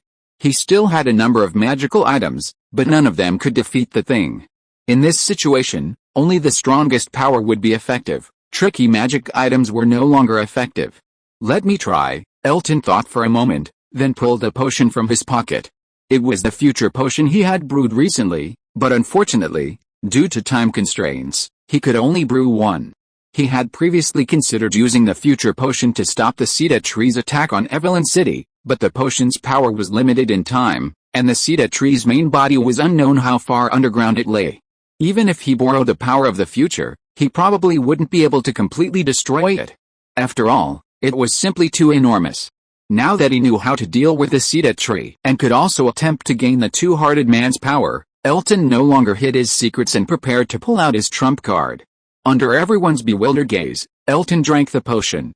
Then, a strong sense of oppression emerged from him, as if a fire dragon had appeared before them.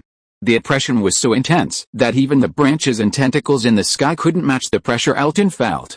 His body seemed to undergo some kind of transformation. He grew taller, his hair lengthened, and his eyes turned a bright silver. His face also seemed to change, but ultimately remained the same. What kind of potion is this? Do you have any more? Perry's eyes flashed, sensing the sudden surge of pressure from Elton. It was clearly some kind of strength-enhancing potion, and it seemed quite effective. There's only one bottle, and it only works on me, Elton explained, shaking his head. Well, it seems this chance to show off will be yours, Perry shrugged, a little regretfully. While he felt a little regretful about losing the chance to become a two-hearted man, saving the city of Evelyn was more important now. Whether or not he could become a two-hearted man wasn't a concern for him. After all, he was an adventurer, and power wasn't what he sought. Elton nodded to the others, then, looking at the massive tree branch in midair, stepped out of the barrier. Behind him, Ethos, Nevin, and Perry all had worried expressions on their faces, while Verisa's face was hesitant. She opened her mouth, gazing at Elton's back, as if about to say something. But in the end, she simply hugged Vanya tightly, tears welling in her eyes. Mom, that brother will die? Vanya spoke from Verisa's arms, gazing at Elton's back, but her voice was muffled by Verisa's embrace. Mute. Elton stepped out of the barrier and immediately sensed a shift in his surroundings. Inside, the air seemed stable, with only a slight tremor. Outside, every breath of air around him seemed like a sword, constantly carrying a deadly aura. Sensing Elton's emergence from the barrier, the branches and vines reached out frantically, twisting and turning as if to encircle him and drag him off to some unknown destination. Elton merely glanced at the branches and vines, and streams of water materialized, falling to the ground and transforming into ice golems. These golems, armed with razor-sharp ice swords, slashed at the vines, preventing them from reaching Elton. As for the vines that attempted a sneak attack from beneath the ground, they instantly froze the moment they emerged, transforming the entire surface into a millennia-old frozen ground. These minor attacks had no effect on Elton. He gazed at the massive branch in the air, as thick as a skyscraper, and touched the ring on his finger. The red agate-like gem shone brightly, blinking like an eye. But Elton abandoned the idea of letting Jemungandr discover the truth. Firstly, he didn't want Elton's identity to be linked to his true form, Guan Qiong, and secondly, the basilisk's physical form wouldn't offer any advantage in such a fight. Although the massive branch swung and danced like a snake, it actually emerged from the ground, possessing an extremely sturdy underside. A basilisk fighting it would easily be dragged into the air. Elton took out his wand and swung it vigorously. Endless blue light emanated from it, radiating outward, dropping the temperature and forming a layer of white frost on the ground. Simultaneously, around Elton, giant white spiders solidified one after another. They had 8 long legs and 2 massive claws in front of them. As they collided with each other, a crackling sound was heard, and layers upon layers overlapped, continuously, as if they were communicating. At Elton's feet, a giant spider, several times larger than the others, appeared and lifted Elton up, as if it were their king. This was Aragog and his horde, created by Elton using the same magic, using the same 2 spells, the freezing spell and the golem spell. Creating so many giant golems simultaneously consumed a tremendous amount of Elton's energy and magic power. Even with his current state of drawing on future powers, he couldn't sustain it for long. Fortunately, this wasn't a long battle. The massive branch in the air also noticed the movement below. Abandoning the wizard's barrier and Vanya, it turned to look at the wizard, whose powerful magical senses suggested it. With a flick of Elton's wand, countless blue achromatic spiders scattered, scattering around the massive branch as if on the hunt. Then, they collectively released blue silk, wrapping around the central branch. The silk connected and attached itself to the massive branch. They then began to spin and run rapidly, weaving a web around it and pulling hard, attempting to entangle and bind it. At Elton's feet, the blue Aragog also spun silk, attaching it directly to the hole at the top of the branch. After forcing a hold, it began to pull downwards. The branch began to twist frantically, struggling to free itself. Initially, it stumbled here and there, crushing a few spiders, but under Elton's repair spell, the spiders quickly replenished their numbers. The outcome of the battle tilted towards Ayrton. End of this chapter. Thank you so much for reading until the end. Don't forget to give it a like. Looking for more exclusive content and immediate access? Subscribe to our Patreon. Remember, every like, subscription or donation encourages us to continue. Thank you all. See you in the next video.